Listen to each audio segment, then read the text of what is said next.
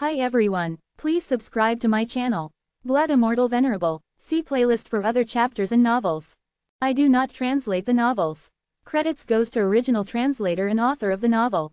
I only make it as an audiobook so it would be easier to just listen while doing other things. Credits goes to the author of the novel. I convert stories to audiobook for mental health, for multitasking purpose, for accessibility and time saving. Listening to audiobook is also beneficial for people who have disability. It improves our listening skills and improve our English comprehension, vocabulary and other things. So, thank you for listening. Thank you and thank you very much for your support. Chapter 3361, Division. Zen appeared to be grievously injured, but in truth, the damage was only skin deep. The water drops did not hurt his muscles and bones. Circles of green light blossomed on Zen's body, and the surface level wounds began to heal rapidly. The other shore creatures saw what was happening, and they were dumbfounded at Zen's quick recovery. Zen had persisted for almost a month, while most of the other shore creatures retreated again and again. Zen had been staying on the 16th layer to receive training, and the others all reluctantly agreed that Zen seemed to have gotten used to the 16th layer at this point. They didn't expect that in the last few days, Zen would actually leave the myriad tribulation storm, and he appeared to be injured. Is there something wrong with his method of body protection? Perhaps. Hey, it's clearly good enough for him to hold on for this long at the 16th layer. His tribulation skeleton has already surpassed many of ours. Even if Zen left awkwardly right now, what he had already accomplished was enough for them to recognize him as an extraordinary warrior. After all, everyone relied on the method of body protection to stay within the myriad tribulation storm. Although they couldn't see what method Zen had used to protect his body, it was already quite astonishing that he had held on for almost a month. The green light shimmered and bloomed, spreading along the surface of Zen's body. After about 5 minutes, Zen's body returned to normal. Zen, for his part, was less concerned about his own bodily injuries than about the chaotic source spirits. There seems to be something wrong with the chaotic source spirits, Zen murmured, frowning. What's wrong? Asked the primeval Lord of Heaven. I am unable to detect their existence, replied Zen. He sought to sound calm, but he was deeply concerned. Previously, he had been able to clearly sense the chaotic source spirits scattered within his body. Now, however, it seemed that the chaotic source spirits within him had vanished entirely. No matter how he probed, he could not sense them. How could that happen? The primeval Lord of Heaven asked curiously. The chaotic source spirits were special. They had been a subject of study for the primeval Lord of Heaven, and the snake goddess had been able to use them through information hidden in the 6-pattern blood-storing seed. However, despite his extensive study, even the primeval Lord of Heaven hadn't completely understood the chaotic source spirits. The vast majority of people wouldn't be able to advance when they reach the late stage of the chaotic source realm. Even Athamar and Elizabeth would find 20,000 divine megatons of power almost too much to be endured. If they wanted to bear a greater amount of power, it could be done only through a special bloodline theurgy or body protection theurgy. However, since they couldn't cultivate the myriad tribulation's body, the bodies of the chaotic source realm warriors were not strong enough. Therefore, there was still an enormous gap between the talented warriors like Auden and Pierce, and the powerful masters like Yasamine and Eastern Emperor Tai. On the other hand, Zen was something entirely unprecedented. He was probably the first person to step into the land of bone tribulation after fusing with the chaotic source spirits. He didn't expect that such a thing would happen this time. I'll check again, said Zen. If he had truly lost the chaotic source spirits, it would lead to a drastic reduction in his level of strength. Without the help of the chaotic source spirits, even if one possessed a civilization artifact, the power that they could unleash would be limited. The situation would be different if the inheritance of world was activated. However, the inheritance of world would also cause the civilization artifact to consume a lot of energy. It was impossible to keep using it continuously during each battle. Zen carefully searched within himself, and finally sensed what was wrong. His body was full of tiny light dots, each no larger than the point of a needle. The light dots had been too small for Zen to notice them without paying close attention. Now, as he probed further, he realized that the light dots were like grains of dust spreading throughout his body. Are these the light dots of the chaotic source spirits which have disappeared? Why have they become so small? Zen wondered, feeling stunned at his discovery. It seemed that the light dots of the chaotic source spirits had become abnormally small, and yet they had also multiplied in number. Listening, the primeval Lord of Heaven was also confused, for he had not heard of such a thing happening before. The golden liquid in the myriad tribulation storm is related to the descending rings, and the descending rings went to the source world along with the chaotic source spirits. There must be some connection, he thought. Zen, try using these tiny light dots the same way you always use the chaotic source spirits. See if they can help you withstand the power, suggested the primeval Lord of Heaven. Everything on the other shore could provide some divine megatons of power, but the amount of power the chaotic source spirits provided was a minus. The primeval Lord of Heaven theorized that everything on the other shore was simply a projection of energy from the abstruse energy world. In his theory, the chaotic source spirits projected all the energy they had absorbed to a certain place in the abstruse energy world. Of course, he was merely speculating, but he was interested in what Zen's predicament could reveal about his theory. Zen nodded. All right, I'll give it a try, he said. He drove the bone plate again and entered the myriad tribulation storm. Even without the help of the chaotic source spirits, Zen was capable of enduring the first layer without sustaining too much damage. At this point, he had been cultivating on the 16th layer for nearly a month. With his own tribulation skeleton he would still be able to enter the 7th or 8th layer. But his intention now was just to test the tiny light dots. It wouldn't be necessary to advance to the higher layers. He immediately felt the vivid blue and golden droplets on his skin. In the outermost layer of the myriad tribulation storm, the water drops were sparse, and the power of the black cracks that appeared on Zen's body was much weaker. He paid little attention to the cracks. Instead, he turned his focus to the light dots within his body. As a drop of blue and gold water hit Zen's skin, the tiny light dots in that area vibrated and then were extinguished. They are fatigued, Zen said to himself, feeling helpless. As the light dots got tired, the truth of godly way produced by his physical body circulated within him. When it reached the affected light dots, they lit up again like stars. However, as soon as they began glowing, another small drop of water hit Zen's skin, and the light dots immediately died down again. These minuscule light dots were constantly getting tired and getting rejuvenated, in a non-stop cycle. Zen realized that he would have to go through the entire chaotic source realm again. I've already stepped into the late stage of the chaotic source realm. Have I made use of these chaotic source spirits to the limit? Zen asked. Of course not, the primeval Lord of Heaven answered quickly. In the source world, there were many powerful chaotic source realm warriors, and each of them was countless times older than Zen. When these warriors cultivated to the late stage of the realm, they all stopped, unable to make any further progress. But they hadn't encountered a situation similar to Zen's. Then there are two conditions, Zen said. The warriors have to cultivate to the late stage of the chaotic source realm. And they also need to receive the training of the myriad tribulation storm. Right. That's possible, the primeval Lord of Heaven said. He thought that based on Zen's experience, it seemed that the chaotic source spirits had completed a round of division. After the fission, it looked like the number of chaotic source spirits in Zen's body had increased by a huge amount. If these chaotic source spirits could grow stronger, and Zen entered the late stage of the chaotic source realm again, would his physical body be able to bear much more divine megatons of force? What if you cultivate to the late stage of the chaotic source realm again, and let the chaotic source spirits split up one more time? Suggested the primeval Lord of Heaven. At his words, Zen's eyes lit up. If the chaotic source spirits continued to divide infinitely like this, his physical strength would probably increase to a terrifying level. It seemed that he would have to stay in the myriad tribulation storm for longer than he had anticipated. Chapter 3362, Temporary Closure. Once the land of bone tribulation was opened, the warriors had a training time of 800 hours. That was nearly a month. But now that only 50 hours remained, Zen was no longer in a rush or held the same interest as before in refining the tribulation skeleton. In fact, he had been staying at the first layer on the very edge of the myriad tribulation storm. Previously Zen had successfully refined his chaotic source spirits by the method of being beaten. The rate at which they grew was astoundingly fast. It didn't take long before Zen made his way to the late stage of the chaotic source realm. When he attempted to refine the chaotic source spirits with the assistance of the blue-golden water drops in the myriad tribulation storm, he was also being beaten. But this method proved to be more effective. The tiny light dots that signified the chaotic source spirits were going through the constant process of being rinsed and refined. They were as minuscule as a needle tip in size. Over and over, they extinguished and lit up, then extinguished and lit up in an endless loop. While this method kept on repeating itself, the tiny particles of light simultaneously grew. This sensation felt quite subtle. It resembled the feeling of countless seeds spreading and breaking through their roots inside his body, and slowly branching their way out.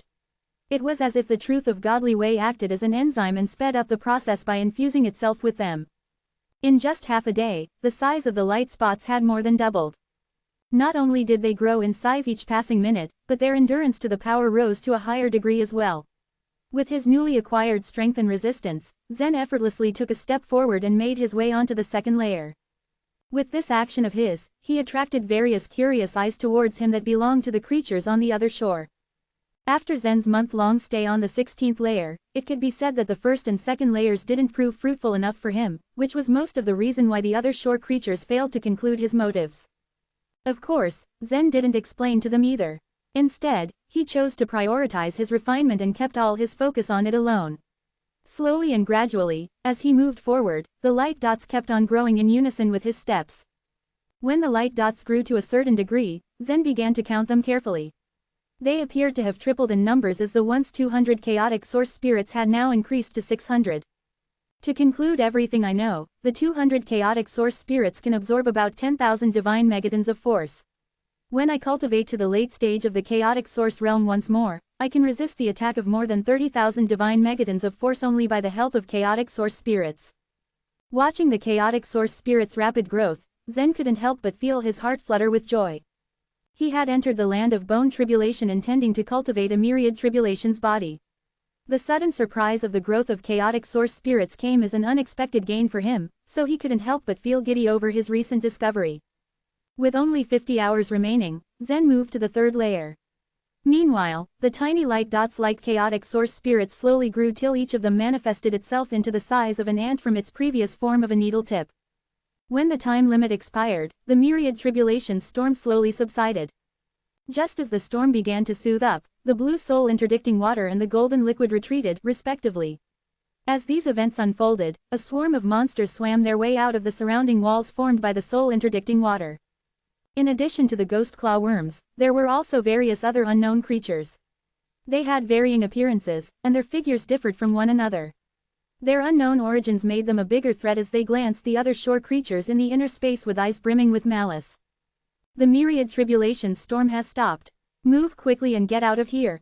The seawater will gather up soon enough. If we fall into the sea, we will be doomed. Let's head up. Since the surrounding seawater slowly squeezed itself to pave its way towards the center, the space would soon be filled, leaving them nowhere to go. Similar to the rules at Soul City, outsiders were not allowed to stay after the land of bone tribulation was closed. Taking caution to the situation, Zen lightly tapped on the bone plate with his tiptoe and flew up towards the bone stairs. As for the tribulation skeletons, they remained on the bone plates and were eventually flooded by the soul interdicting water.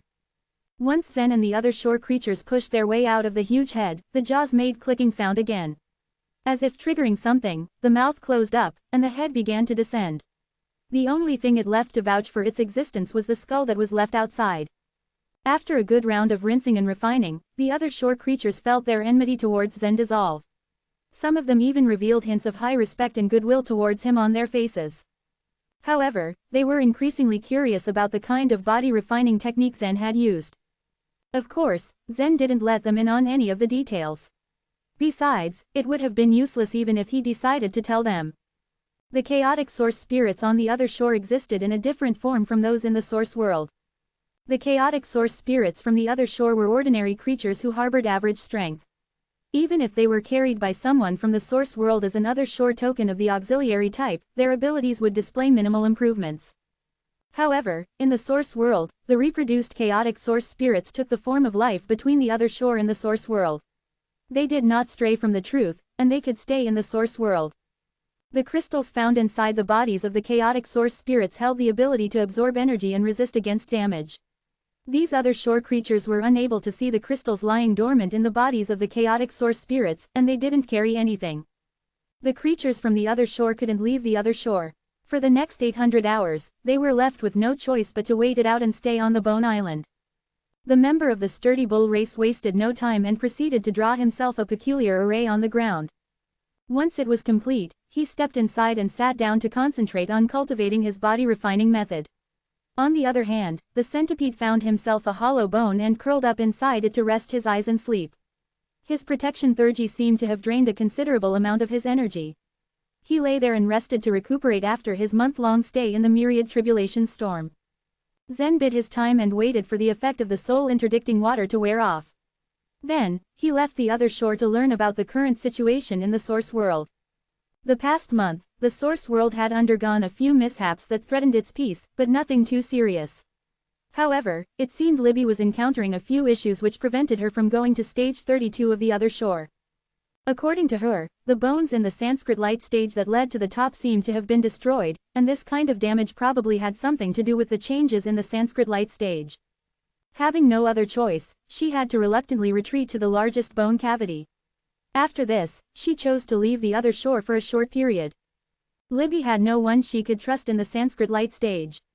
Helpless as she was, all she could do was wait. Maybe if Zen were to pass through the land of bone tribulation, she could turn the tables in her favor. Meanwhile, Elizabeth had gained a firm foothold and strengthened her position in stage 30 of the other shore. Elizabeth had plans to summon her powerful clansmen of the Holy Soul Realm, from stage 32 of the other shore. She had debriefed the news to the Oneness Sky Palace. Pierce and the others felt themselves well up with joy upon hearing this from her. Stage 30 of the other shore held significance in terms of its location. If humans were to gain control of this stage, the benefits would be incalculable.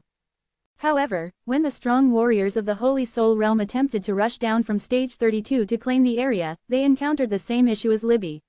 There was something strangely wrong with the bones in the Sanskrit light stage, which prevented them from passing through it. The Holy Souls residing in stage 32 were refused access to go down. Even so, the Holy Souls currently in stage 29 and 28 of the other shore were able to move up to get there. Although the Holy Souls combined from both stages weren't dominant in numbers, they were enough to lend Elizabeth a hand. During this period, the Element Spirit race had also dispatched 5 Element slaves from the higher stage. Unfortunately for them, they were quickly obliterated by Pompeo, the bald giant. After successfully taking over the Ice City, Elizabeth commanded all the other shore creatures in stage 30 to obediently submit under her rule. Elizabeth had been leading the divine lair in the Sun Crow race, so she was experienced on how to bring others under her control through either brute force or bribery. The other shore creatures residing in stage 30 had no other choice but to pick the easier option and surrender, or they would have been asked to leave. Within a short span of a month, the once rough stage 30 of the other shore was brought to strict order and became organized under the watchful rule of Elizabeth. Elizabeth had someone else send the message to Zen, while she herself had been staying on the other shore during this period of time. She was too preoccupied to leave the other shore. Chapter 3363, the 18th Layer. During the period he was unable to enter the land of bone tribulation, aside from comprehending the truth enlightenment, he turned into the incarnation to enter his inner world. Meanwhile, the primeval Lord of Heaven continuously transformed Zen's inner world, which made more and more strange things appear. After he heard the related introduction, Zen made his way to the fairy palace. Over the several months of her pregnancy, Margaret's belly grew day by day. She would give birth in 4 months' time. Being cared in the fairy palace also meant that she was in good hands. They were so meticulous so there'd be no room for accidents and mistakes. It was during this month that Zen spent most of his time lounging around in the fairy palace. Days went by, and eventually, 1 month had passed. With his physical body, Zen entered the other shore and appeared on the Bone Island. The creatures on the other shore were basically the natives to the place. They were aware of the source world below the other shore, but because of the element spirit race, they were hostile to the warriors from the source world all the time. But since Zen showed up, they finally had the opportunity to understand him. After all, they still wanted to know more about him. "Buddy, can your body withstand all the suffering when you travel back?" the member of the sturdy bull race asked curiously. "I don't return just by traveling," replied Zen. "Oh really? What method do you use?" another other shore creature asked. After thinking for a while, Zen answered, "Maybe I have created a new body." There were various debates on the relationship between the warriors form on the other shore and that in the source world. However, there remained a common truth that the warrior created an identical avatar on the other shore. "You created a new body? Can your another body move?" The strange questions made Zen morose. After he answered them with a few perfunctory words, the other shore creatures stopped asking. A period of time later, the skull rose once again. Its jaws opened, which revealed a set of bone stairs. After they entered the wide space under the island, the myriad tribulation storm began to spin once more.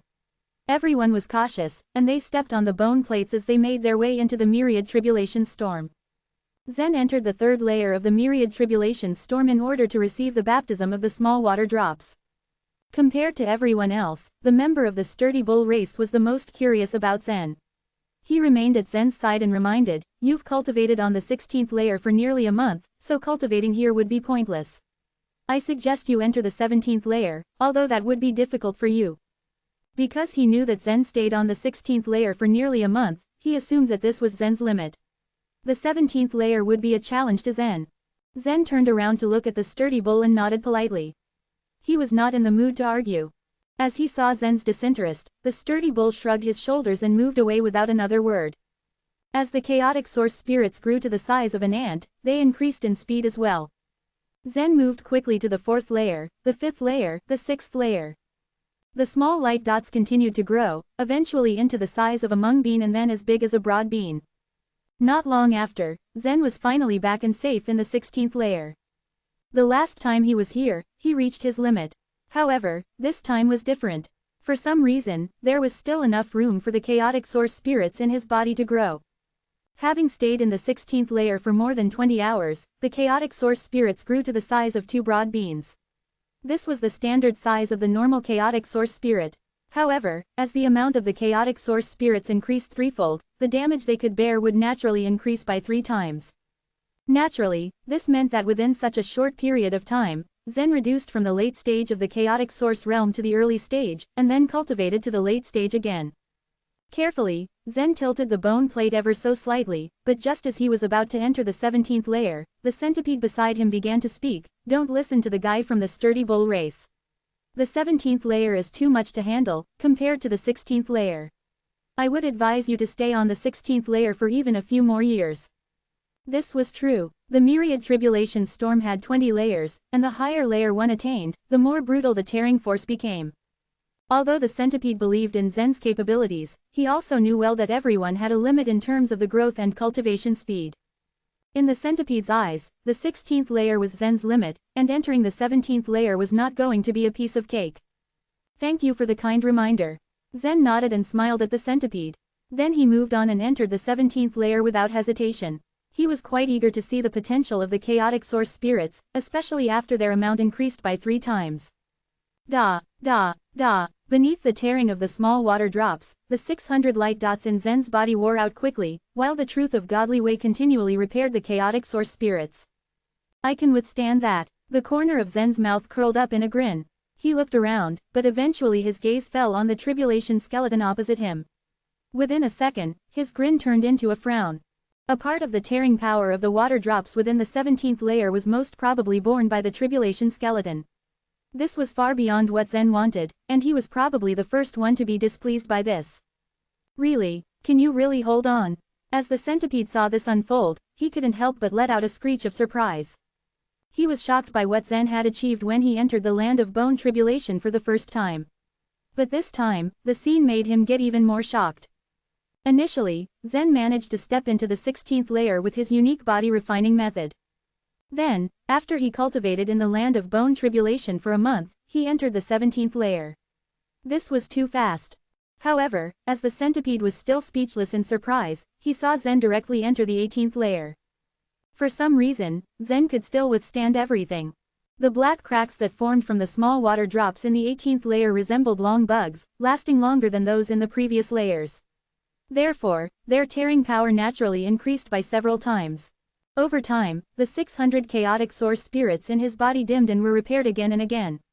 Within a few minutes, Zen regained the balance point. He was ready to continue on. At the same time, the tribulation skeleton opposite Zen underwent an unprecedented refinement. This time, Zen was much more vigilant than last time. As he received training, Zen studied the chaotic source spirits all the time. After all, the energy of the water drops in the 18th layer was several times stronger than that on the 16th layer. If the light dots of the chaotic source spirits failed to work, his body would be shattered by the small water drops. On one hand, Zen made sure he paid attention to the chaotic source spirits, always checking if they turned non-effective. Simultaneously, he expected they would split up again.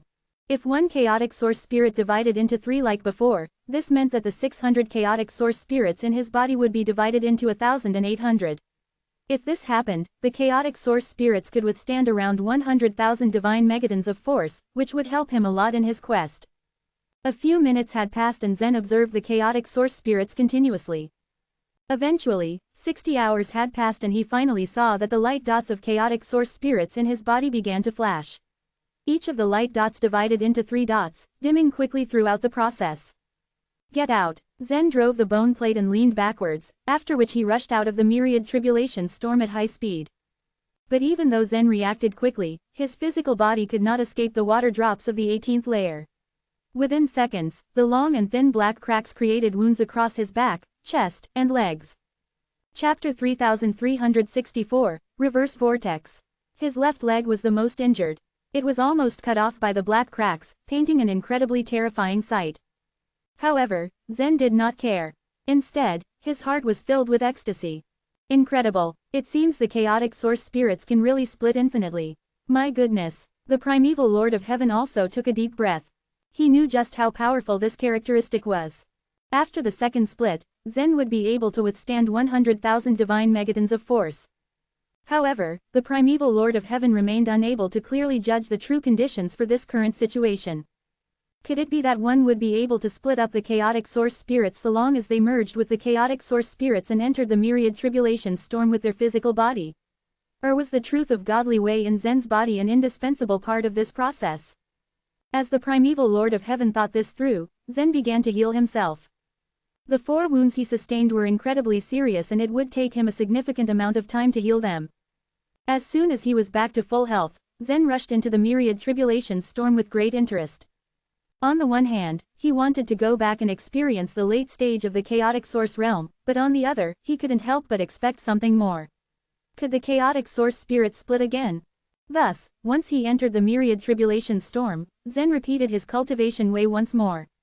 Step by step, he was once again able to return to the 18th layer. This time, his progress was much faster owing to the fact that his tribulation skeleton had gotten even stronger. In just a little over 10 days, the 1,800 chaotic source spirits in his body rapidly expanded and lit up, occupying almost every corner of his body. Every single chaotic source spirit within him emitted light and completely turned his body into a pillar of luminescence. When Zen looked within, he suddenly found a strange phenomenon. He quickly called out for the primeval Lord of Heaven for this unexplainable occurrence. There seems to be a vortex in my body, Zen told him. The primeval Lord of Heaven inhaled sharply. Vortex. Zen continued to stare at this abnormality with deep curiosity. It seems to be similar to that vortex in the suns created by Emperor Charm, also to that one on Eastern Emperor Tai's golden sword. He described. This kind of vortex seemed to be spinning crazily, but in truth, it was a mere, flat surface. To the creatures in the chaos, it did not exist and was only considered a form of expression. The one in Zen's body was the same. It slowly rotated but did not devour anything. It was truly an interesting phenomenon. Oh, the primeval Lord of Heaven exclaimed. Let me have a look then. Zen quickly agreed and the primeval Lord of Heaven saw through his body. Among the many white light dots, he indeed saw a vortex. What do you think? Are they the same? Zen asked curiously. There was no way that the primeval Lord of Heaven wouldn't know about this type of phenomenon.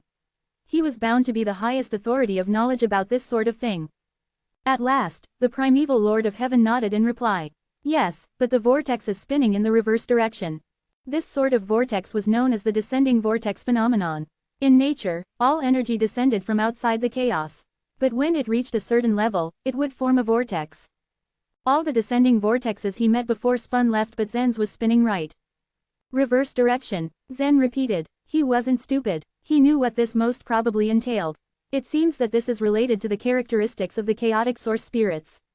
The power they absorbed has actually been transferred to a space outside the chaos. Very smart, the primeval Lord of Heaven exclaimed in satisfaction. The snake goddess was the first one to make this conjecture a long time ago. After all, there was no way the power absorbed by the chaotic source spirits would disappear for no reason. We weren't able to find any evidence to support this, until now. Zen tilted his head in curiosity. Where is the absorbed energy being transmitted? He asked. His reply from the primeval Lord of Heaven was a shrug. I'm afraid I don't have the answer. We do not know much about the abstruse energy world and there's no way to find out in such a short period of time. We'll have to rely on you and your son to explore it. The regal jade spirit, who had been silent all this time, suddenly sighed. I thought Wing King had had a thorough understanding of the other shore. I never expected so much of it to be shrouded by mystery. It's really incredible. As the regal jade spirit understood the human civilization little by little, he gradually found that the regal jade civilization's understanding of the chaos was far inferior although they were powerful. Regal jade spirit, you're being too modest.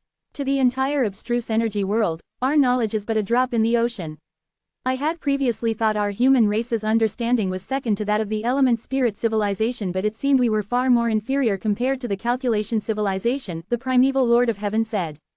It had to be noted that the calculation civilization had been able to transform the light dots into normal images and communicate with the creatures in the abstruse energy world. But the human race couldn't do this till now. After spending a bit more time in the 18th layer, Zen broke through the 19th and 20th layers relying on the strength of the chaotic source spirits. The other shore creatures were already able to remain calm after seeing his performance. His previous outstanding performance had stunned them enough. It seemed when the land of bone tribulation was opened for the third time, Zen would no doubt be able to achieve the myriad tribulation's body, perhaps even obtain a few bone tribulation imprints. The core of the myriad tribulation's storm was a mixture of soul-interdicting water and a sort of golden liquid. It was like a fierce tornado with the central area as the most chaotic and dangerous part. When Zen got sucked in, so did his tribulation skeleton at the other side. Sizzle, sizzle, sizzle, countless black cracks appeared and turned into tens of millions of black blades that cut Zen's body and his tribulation skeleton at the other side. After Zen passed through the 18th layer, his tribulation skeleton turned completely golden and released a dignified aura. If this glowing, golden skeleton merged with him to make him obtain the myriad tribulation's body, then Zen would be able to release an amazing power with the help of the civilization artifacts. He had a lot of expectations for this. However, even as he entered the 20th layer, Zen had to give his tribulation bones a bit more time to be refined. Thus, he could only sit on the bone plate and wait patiently. There was no sign of a third split for the chaotic source spirits, which made him feel a bit disappointed. Primeval Lord of Heaven, Zen called out, I know the myriad tribulation's body is obtained on the 20th layer, but how will I be able to obtain the bone tribulation imprints? The Holy Soul imprints, along with the bone tribulation imprints, were related to the eternal scroll painting and deserved his attention. You'll get the chance when your tribulation skeleton reaches the level of the myriad tribulation's body. I don't think it will be long. The primeval Lord of Heaven was sizing up the glittering gold tribulation skeleton on the other side, but his words were cut off by the sudden luster it released. It was like a newborn sun that burned with bright flames and emitted a dazzling light. Chapter 3365, Celestial Stone. The majority of people didn't spend a long time on the 20th layer. The primeval Lord of Heaven, for example, had merely spent a short while on that layer once he had successfully concluded his cultivation on the 19th layer. Within a short span of time, the refining of his tribulation skeleton had been completed, and he had achieved the myriad tribulation's body. However, Zen had spent little time on the first 19 layers, so it stood to reason that he should require more time on the 20th layer. But the primeval Lord of Heaven had obviously underestimated the refining speed on the 20th layer. After just a few minutes, Zen had successfully completed his refining. In other words, if someone could directly bear the power of the blue-gold currents on the 20th layer, then theoretically, they would only require 1 or 2 days, or even less, to achieve the myriad tribulation's body. I've already achieved the myriad tribulation's body. Zen studied his tribulation skeleton with a dazed expression. As the tribulation skeleton emitted a golden light, the bone plates beneath his feet and his tribulation skeleton began to rotate with the tornado. The distance between the two bone plates decreased continuously, and finally they overlapped with each other. Is this bone plate an illusion? Zen was stunned when he saw the two bone plates intersect and fuse into each other. At this point, not only did the bone plates become phantasmal, but even the tribulation skeleton morphed into a phantom. When the two bone plates were completely overlapped, Zen and his tribulation skeleton followed suit. Once the tribulation skeleton had completely entered Zen's body, the golden light became diffused and faded into nothing. But Zen felt as if his bones had been scorched by fire, and he felt a fiery agony in his skull, spine, arms, and legs. At this time, Zen was already within the eye of the tornado, sitting atop the bone plate while spinning crazily.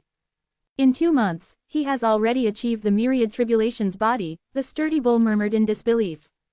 Even though he was clueless as to the shortest time to achieve the myriad tribulation's body, From his point of view, Zen's cultivation speed was simply miraculous, as he had got the myriad tribulations body after the land of bone tribulation opened only twice. Achieving the myriad tribulations body is not his limit, the centipede said. The 20th layer was still quite easy for him. He is very likely to move to the next level. The next level? Another creature queried curiously. The centipede nodded and said with wizened eyes, it is said that very few people can obtain the bone tribulation imprints in the land of bone tribulation. Yet, one requires those imprints to become a super strong warrior. The other shore creatures were of naturally inferior numbers compared to the entire source world. The centipede and the sturdy bull were both considered talents among their own races.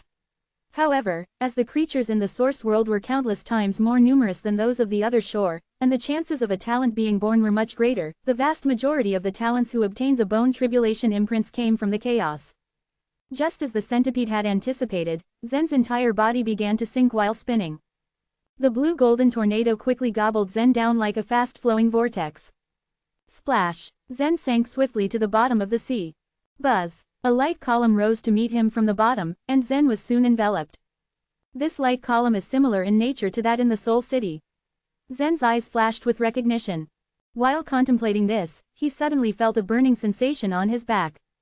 Click! It was as if a red-hot iron had been placed on his back, branding a mark on it. Dirty body imprint. Before the burning feeling subsided, another scorching imprint was ruthlessly placed on his chest. Internal shaking imprint. Click. Lacing golden imprint. Click. Quote. As Zen plummeted downward, the bone tribulation imprints continued to appear on his body one after another.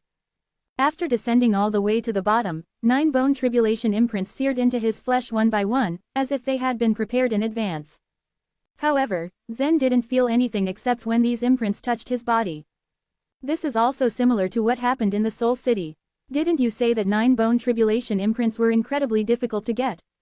Zen asked, since things were quite different from what he had expected. In the Soul City, Zen had also obtained 9 holy soul imprints without much effort. At that time, he and the primeval Lord of Heaven had been extremely confused, but now, the similar thing had happened again. With so little difficulty, he got 9 bone tribulation imprints, which was reeking of strangeness. It's indeed odd, the primeval Lord of Heaven agreed, and his face shone with confusion. Perhaps it was blind luck that Zen had obtained the 9 holy soul imprints in the Soul City. But now such a thing had happened again in the land of bone tribulation, and this clearly had nothing to do with luck. Regardless of the mystery, it was beneficial for Zen to obtain the bone tribulation imprints successfully. Outside the light column was a dark blue sea. The vast sea in the Sanskrit light stage was a mysterious landscape to those of the outside world. To the other shore creatures, the Sanskrit light stage was those bone caves. The world outside the bone caves seemed to not exist. Only when the bone caves were broken would the creatures in the sea invade them. However, those bone caves were very much alive. Even should they be damaged over a period of time, they could still repair themselves. Therefore, the vast majority of the other shore creatures only viewed the Sanskrit light stage as a passageway. Even the element spirit race, who knew the other shore best, lacked any real knowledge about the Sanskrit light stage. While Zen was still at the bottom of the light column, a black figure rose from the depths of the sea like a wraith. Whoosh, whoosh, the black figure quickly approached the light column and extended a hand towards Zen. That hand was made of a number of tentacles. As the tentacles entered the light column, they wrapped around Zen one after another and pulled him down from the light column. When the other shore creatures in the myriad tribulations storm witnessed this sudden event, they were all dumbfounded. The many strange creatures in the sea had always appeared to be controlled by a law of some kind and never dared to rush into the land of bone tribulation to attack warriors. Therefore, at the occasional sightings of the ghost hand creatures swimming along the sea walls, they were not overly concerned. But what happened now boggled their minds. Zen was taken away from the light column. What kind of creature do those tentacles belong to? It wants to kill Zen. Look, there's a spear wrapped in the tentacles over there. Although the light at the bottom of the dark blue sea was very dim, these creatures had excellent vision, and they could still clearly view the events unfolding. Some of the tentacles had wrapped around Zen, while others were wrapped around a long spear. The spear was completely blue. Powerful energy was surging within it, and on the surface of the spear tip, a red light was pulsing mysteriously. That spear! The primeval Lord of Heaven was shocked at seeing this. What is it? Zen asked. He also noticed the extraordinary qualities of the spear. The primeval Lord of Heaven cautiously explained, the spear itself is insignificant, but the tip of it is made of a celestial stone, which can amplify power ninefold. It's a very rare and useful treasure in stage 33. The only problem is that it can't be combined with the other shore tokens that can amplify force too. Chapter 3366, Demonic Murloc. Below Zen, a great creature floated in the dark blue sea. While most of its body was shrouded in darkness, a huge outline could be recognized vaguely in the water. Its torso was akin to that of a human's, but its limbs were tentacles several hundred to 1,000 feet long. It was none other than a demonic murloc, a very mysterious race on the other shore. Very few members of this race existed, but each one was extremely powerful. They were the strongest creatures in this sea. The outside world knew little about these creatures apart from a record that the demonic murlocs had once broken the biggest bone cave a long time ago, attacking the creatures inside. Typically, they stayed in the deepest parts of the sea, rarely getting involved in the world outside. As the element spirit race tried gaining their support, the nihility race and many other races did so as well. They all wanted to rule the Sanskrit light stage with the demonic murloc's help. But these creatures refused them all. Like the Garudas in stage 29, the demonic murlocs in stage 31 couldn't resign themselves to the outside world's power. Perhaps it was their creator's deliberate arrangement, or maybe it was a mere coincidence. So in the end, these races had no choice but to forfeit. The element spirit race, however, saw a sliver of hope. Even while the demonic murlocs remained at the top of the food chain, they weren't free from disputes of power within the race. When the chance came, the element spirit race assisted a demonic murloc called Kendall to beat out his competitors and come to sit on the race's throne.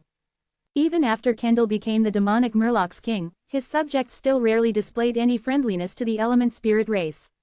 Fortunately, the king himself had made a promise to the element spirit race, offering them a helping hand at a critical moment. It was at this time that Kendall finally decided to fulfill his promise. The celestial spear was a gift from the element spirit race. It contained terrifying power, and when Kendall wielded it, he couldn't help but be shocked by the sheer force. For a long time, Kendall waited beneath the land of bone tribulation because he couldn't attack the creatures within the land. But once Zen left, he could attack him at will. And so in theory, if Zen failed to get the bone tribulation imprints, Kendall probably wouldn't get a chance to attack Zen in the sea. Because of this, Kendall was entirely bewildered by the element spirit race's order. He couldn't understand how they could be so certain of Zen's success. As he watched and waited quietly in the sea, Zen indeed obtained the bone tribulation imprints. He even got 9 of them. This human is an extraordinary talent. Kendall was completely taken aback by Zen's achievement. But since he decided to kill him, he wouldn't hesitate at the last moment. Even if Zen had cultivated the myriad tribulation's body, Kendall believed that his all-out attack was more than enough to kill Zen. The celestial spear he got from the element spirit race was a great weapon in itself. It could increase strength ninefold. After all, if he used 15,000 divine megatons of force, an attack he launched through the celestial spear would contain over 130,000 divine megatons of force. Such was something most people would dread to even imagine. Swoosh! The sea water's resistance didn't hinder Kendall in the slightest. The long spear penetrated the water like a bat shuttling through the night sky, heading straight for Zen. Dropping at the very bottom of the light pillar, Zen had no time to dodge at all. He tried swimming upward, but it was clearly too late. This spear strike is unimaginably great. Seems like I have to take it head on. The moment Zen thought it, the celestial spear had already made it straight to his chest.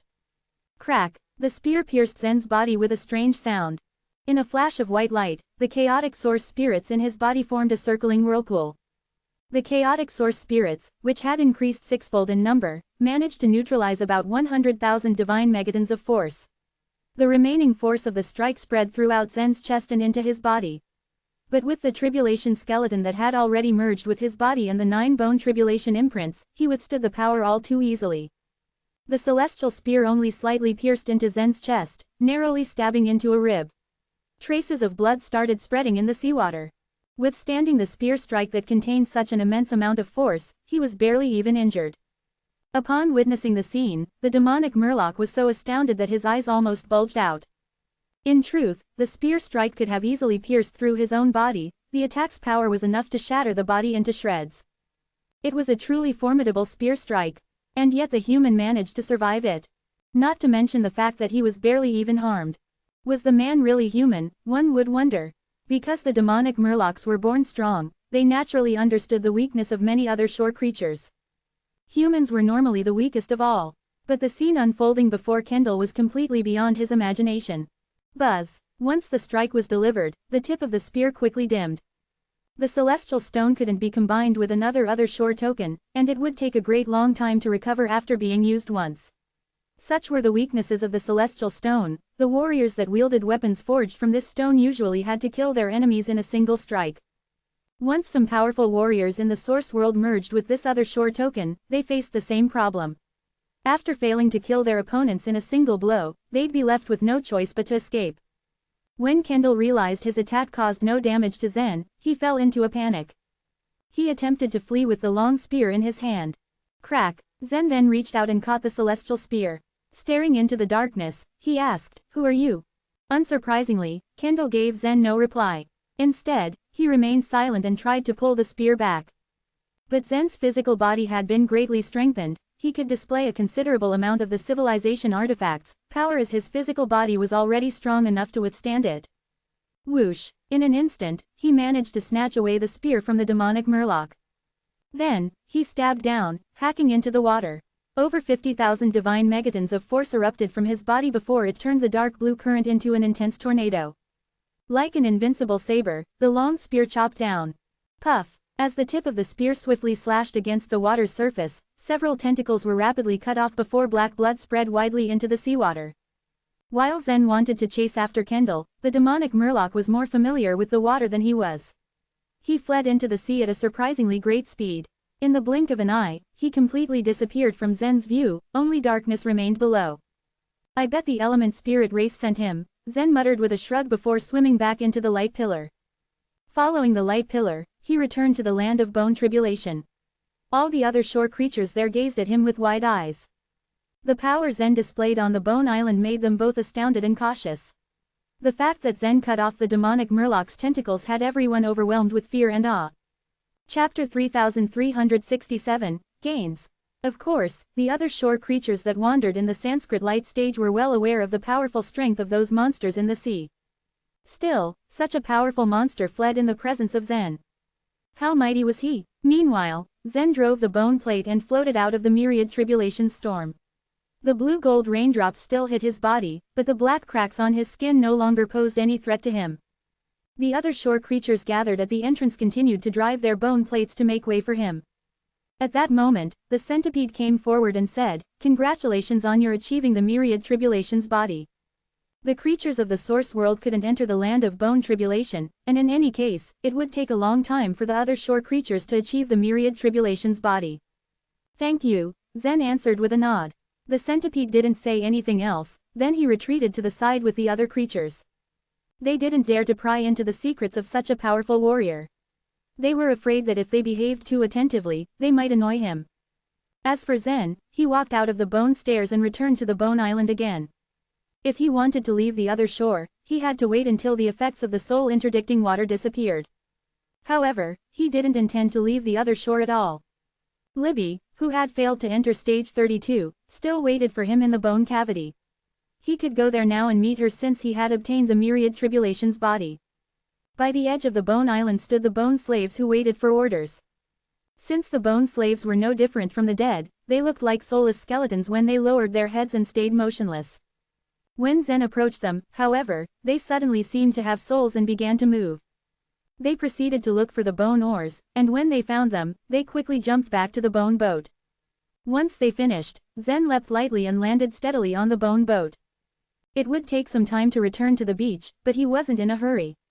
He leaned firmly against the side of the boat and played with the long spear in his hand. The celestial stone's light seemed a little brighter, he said. When the celestial spear was pointed at him, he saw that its tip was extremely dazzling even in the dark blue ocean. But after one shot, the tip of the spear quickly dimmed. After 1 hour, the light at the spear's tip became a little brighter again. It would take more than 20 hours for the celestial stone to completely recover. For now, it can only double your strength, the primeval Lord of Heaven said as he stared at the long spear. Once it has completely recovered, the spear will release its power. You can instantly kill any powerful warrior by then, he added. Zen was not too surprised to hear this. His body could carry over 100,000 divine megatons of force. If he were to extract all of that and infuse it into this spear, the spear's strike would probably contain over 1,000,000 divine megatons of force. How terrifying would such an amount of force be? It was known that in the past, the human ancestor had only released less than 10 million divine megatons of force even though he had fused with the best other shore tokens from stage 33. Then again, that force was supposed to complete the finale way. On the other hand, Zen could release 1,000,000 divine megatons of force now when he relied on the spear. Thus, one could only imagine how truly strong the spear was. But just as the primeval Lord of Heaven had said, although the celestial stone was powerful, it sadly couldn't be used together with the other shore tokens of the strengthening type. Therefore, choosing the celestial stone meant that one's increment of power would be fixed at 9 times. In this case, the spear appeared nothing to a master at the eternal realm. No matter how strong it is, I can't carry it, Zen said regretfully. The 3 truths of godly ways in his body each carried a civilization artifact. The civilization artifacts were not like ordinary other shore tokens that one could abandon. Once Zen had them, he would develop some sort of relationship with them. For instance, the regal jade spirit and the core of heavenly obsession civilization were inseparable from him now. Of course, it was unrealistic for him to give them up. Fortunately, he could use the spear on the other shore. Although it wasn't a sword, it could be used as a weapon to increase strength. After the bone boat had drifted on the sea for a long time, it finally arrived at the beach made of bones. They docked the boat, then Zen set foot on the beach. The bone slaves followed suit and went to their positions, then their bones immediately scattered. Without rest, Zen walked along the beach and returned to the huge bone cave. After he reached the cave, he went to the huge bone cavity again. He thought that the bone cavity was empty, but the lively commotion in it proved that he was wrong. There was the ear mouse race, 2 members of the separate abyss race, one of the celestial wolf race, and Libby. Libby had previously sent a message to Zen where she told him that she couldn't enter stage 32, and she would just wait for him to pass through the land of bone tribulation in the Sanskrit light stage. However, she heard that the cultivation speed in the land of bone tribulation was immensely slow. It took years to pass through it. Therefore, no matter how talented Zen was, it would probably still take him a few years to finish the cultivation. Of course, she didn't want to stay in one place all the time. Thus, she continued to enter the Sanskrit light stage to find a way to pass through it. She couldn't find a way, but she met several other souls of light. Those souls of light had become holy souls. But they couldn't enter stage 32 just like her. In the end, they decided to gather in the bone cavity to find a solution. They were shocked when they suddenly saw a person come out from the bone cave on the right. Zen, Libby exclaimed in surprise. Have you already passed the land of bone tribulation? She asked. Past the land of bone tribulation? Does that mean that he has obtained the myriad tribulations body? How is that possible? The 2 members of the separate abyss race and that one of the celestial wolf race were stunned. One who had obtained the myriad tribulations body could enter the eternal scroll painting and reach the eternal realm. They subconsciously thought that it was impossible, but the name, Zen, was like a needle that pierced into their minds. Zen, who had brought his physical body to the other shore, was able to reach the eternal realm. Squeak, it has only been 3 months, but he has already obtained the myriad tribulations body. How could it be possible? It is too fast. Squeak. The ear mice knew that he had entered the land of bone tribulation, but they never thought that he would pass through the land so quickly. Yes, I have passed the land of bone tribulation, Zen said and nodded in response. That's great, Libby praised. There were changes in the Sanskrit light stage, and the bone cave that led to stage 32 was blocked. And she couldn't count on the ear mice or the members from the separate abyss race. They had been discussing in the bone cavity for a few days already, and all of them remained vigilant. They planned to leave the other shore as soon as there was any accident. Hence, she knew that she couldn't pin her hopes on them. However, Zen must be able to solve the problem. For some ineffable reason, she was always strangely confident in him. Chapter 3368, Dragon Threads. The fact that Zen had passed through the land of bone tribulation was good news for Libby, as well as for the other souls of light. Holy souls were already very powerful in a general sense, so it was possible for them to fight against ordinary other shore creatures. But a physical body which had achieved the myriad tribulations body was undoubtedly even more powerful. I wonder what has blocked the way to stage 32, asked Zen. He had encountered so much trouble ever since he left the Soul City. The element spirit race had set up all sorts of obstacles along his way. In fact, the element spirit race caused most of those problems in the Sanskrit light stage. Go there and look yourself, then you'll know, Libby said. In turn, Zen walked towards the bone cave in the center of the bone cavity, then Libby and the other souls of light followed him. He had seen the view outside the bone caves before. It looked like many tall bamboos that reached to the sky. After they climbed in the cave for a while, something suddenly blocked their way. Zen got closer to inspect it and saw that it was another bone that was in their path. Someone had stabbed a piece of bone horizontally into the cave, which completely blocked the path. There were no gaps at all. He stepped forward to touch it and was amazed. How did they make this? It would have required a lot of strength to stab this bone horizontally like this, he muttered. A warrior from the separate abyss race shook his head and said, that bone is unbelievably heavy. We already tried to push it away together, but it wouldn't budge. The members of the separate abyss race were known for their indomitable strength. After they reached the holy soul realm and together with their blood theurgy, they could make their holy souls unleash unparalleled power. Yet, the bone that blocked the cave was too heavy. Even if they worked together, it still didn't move, so they had no choice but to go back to the large bone cavity. Zen, let's all work together to help you move the bone away, Libby, who stood beside him, suggested. As Zen stared at the bone, he said, I don't need your help. I'll try it first. The member from the celestial wolf race scoffed at his words. Even if you have achieved the myriad tribulations body, it's only the toughness of your physical body that has increased. Your strength is still the same as before. You will do it alone. Don't overestimate yourself, he sneered. Meanwhile, the two members of the separate abyss race and the ear mice stayed silent. Although what the warrior of the celestial wolf race had said was unpleasant to hear, it was true. It was indeed a miracle that Zen had achieved the myriad tribulations body. It broke the rules that existed since after the ancient times. However, the amount of power he could draw from the myriad tribulations body shouldn't be too much. Even with the help of his other shore tokens, he could only release thousands of divine megatons of force. In return, Zen flashed a faint smile. He pressed his hands against the huge bone, then the civilization artifacts in his body suddenly trembled. His power flowed through his cinnabar field and rushed towards his hands. Crack, crack, crack, crack, crack, a series of crisp cracks filled the air, then his fingers clasped onto the bone's surface. The members of the separate abyss race, the ear mice, and the warrior from the celestial wolf race were all stunned at the scene. They previously tried their best to move the bone away together, but the surface of the bone was too smooth and there was no place for them to grasp it. On the other hand, Zen simply placed his fingers on the bone, and they actually penetrated its surface. How could that be? The bones of the Sanskrit light stage are not as strong as I thought. I can actually break through this bone, but, he suddenly spread out his legs, then his body unleashed a turbulent force. But there's no need for that, he exclaimed. It turned out that the power came from his inner world. It rose from his cinnabar field, split up, then gathered in both of his hands. Finally, he exerted it upon the giant bone that blocked their way.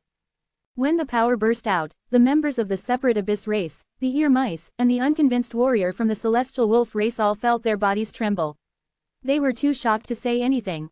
Scratch. An ear-piercing noise that sounded like two large objects rubbing against each other rang throughout the cave, and the bone in front of Zen began to move.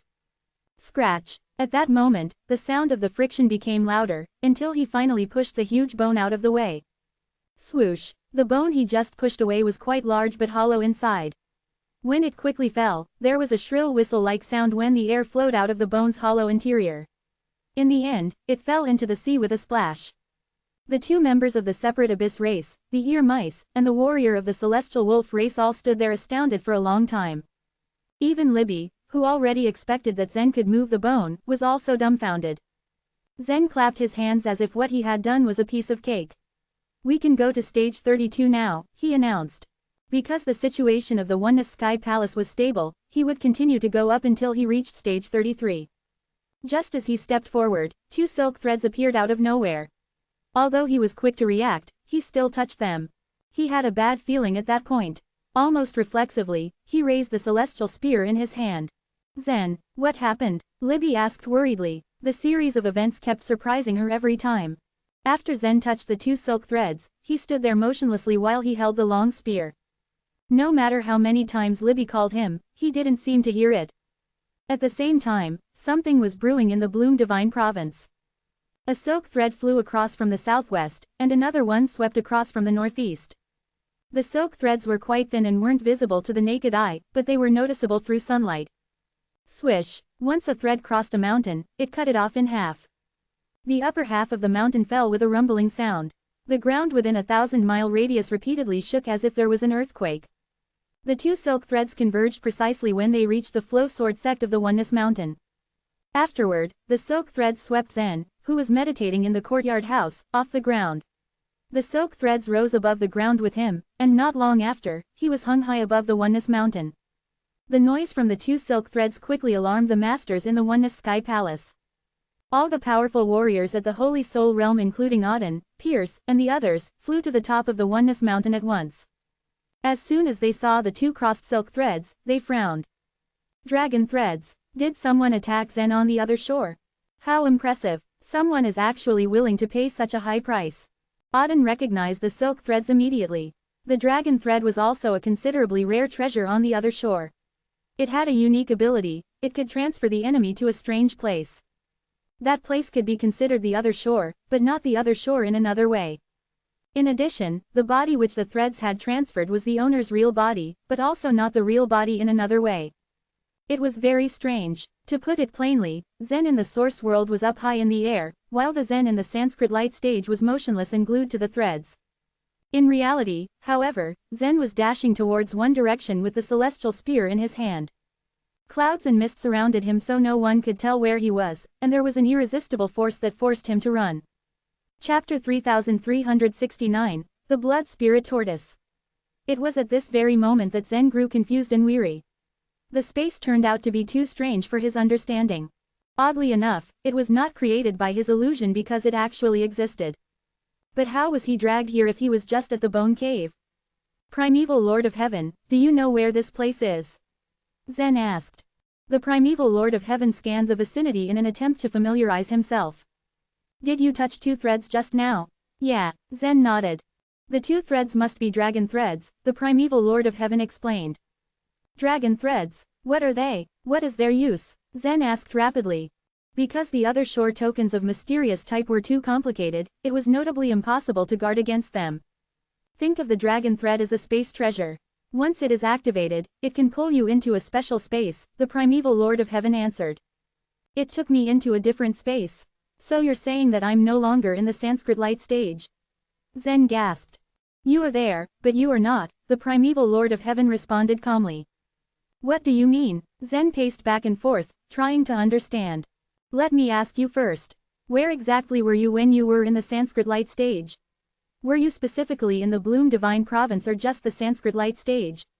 The Primeval Lord of Heaven asked, looking at Zen with a suspicious expression. Just as Zen was about to speak, he hesitated. He then opened his mouth to speak again. I believe I was in both of them. During this time, Zen's corporeal body actually existed in the Bloom Divine Province, while another body existed on the other shore. So what if there exists a place within a place? For example, an other shore of the other shore. The Primeval Lord of Heaven spoke slowly, making sure Zen absorbed each and every word. In fact, the dragon thread was connected to a special space, and this was merely demonstrated as another shore within the other shore. When they first discovered the dragon thread and its properties, many powerful warriors of the Eternal Realm traveled far and wide to collect it, hoping to find its secrets within the space. To their surprise, the space was completely empty, which left them to assume that the other shore within the other shore was meaningless. Because the powerful warriors of the Eternal Realm were all geniuses, someone eventually discovered the use of the dragon thread. Apparently, it could help the activator send his or her opponent into the space. With full training and understanding, one could even utilize the dragon thread to not only bring his opponent to the space, but also kill him. This was most probably the most significant feature of the dragon thread. Once he heard the explanation of the Primeval Lord of Heaven, Zen pursed his lips. Are you telling me that I have an opponent waiting for me at the end of the space? The Primeval Lord of Heaven nodded once. I believe so. Well, who is it? Is it another shore creature? Zen asked persistently. Not necessarily, the Primeval Lord of Heaven answered monotonously. The dragon thread is quite strange. It can be activated by creatures in the chaos, as well as by creatures on the other shore. However, if it was activated by a creature in the chaos, something must have been wrong with your physical body in the Bloom Divine Province already. Zen had no idea that his body was already pulled up into the air. The powerful warriors of the Oneness Sky Palace, including Pierce and Auden, rose into the air and floated beside Zen as well. Confusion and anxiety were written all over their faces. Zen is now in the land of bone tribulation. If that is so, who is in the Sanskrit light stage? Pierce asked almost as if he was screaming. His voice spread out like thunder, demanding a response.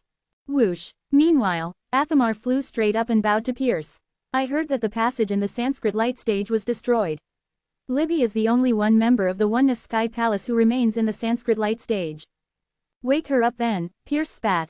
If this were any other day, they would never wake up Libby, especially because she was a well-respected genius. But this moment was different, not to mention Zen was too important to the Oneness Sky Palace, so that they could not take a risk.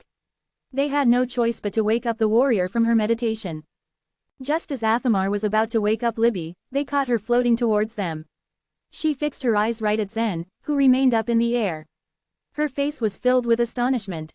So Zen is also entangled by the threads here? Libby scoffed. What on earth happened on the other shore? Pierce asked again, unable to understand the entire situation. After Zen moved the bone away, he ended up touching the two threads. Libby continued on to explain to them what had occurred in the Sanskrit light stage. After they heard the whole story, Auden frowned. Well, it is good news that Zen has cultivated the myriad tribulations body. However, whoever dared to use the dragon threads must have been fully prepared. I'm afraid only a strong opponent exists in that space. Pierce shook his head in helplessness. He expected Zen's opponent to be no less than an eternal warrior of the eternal realm.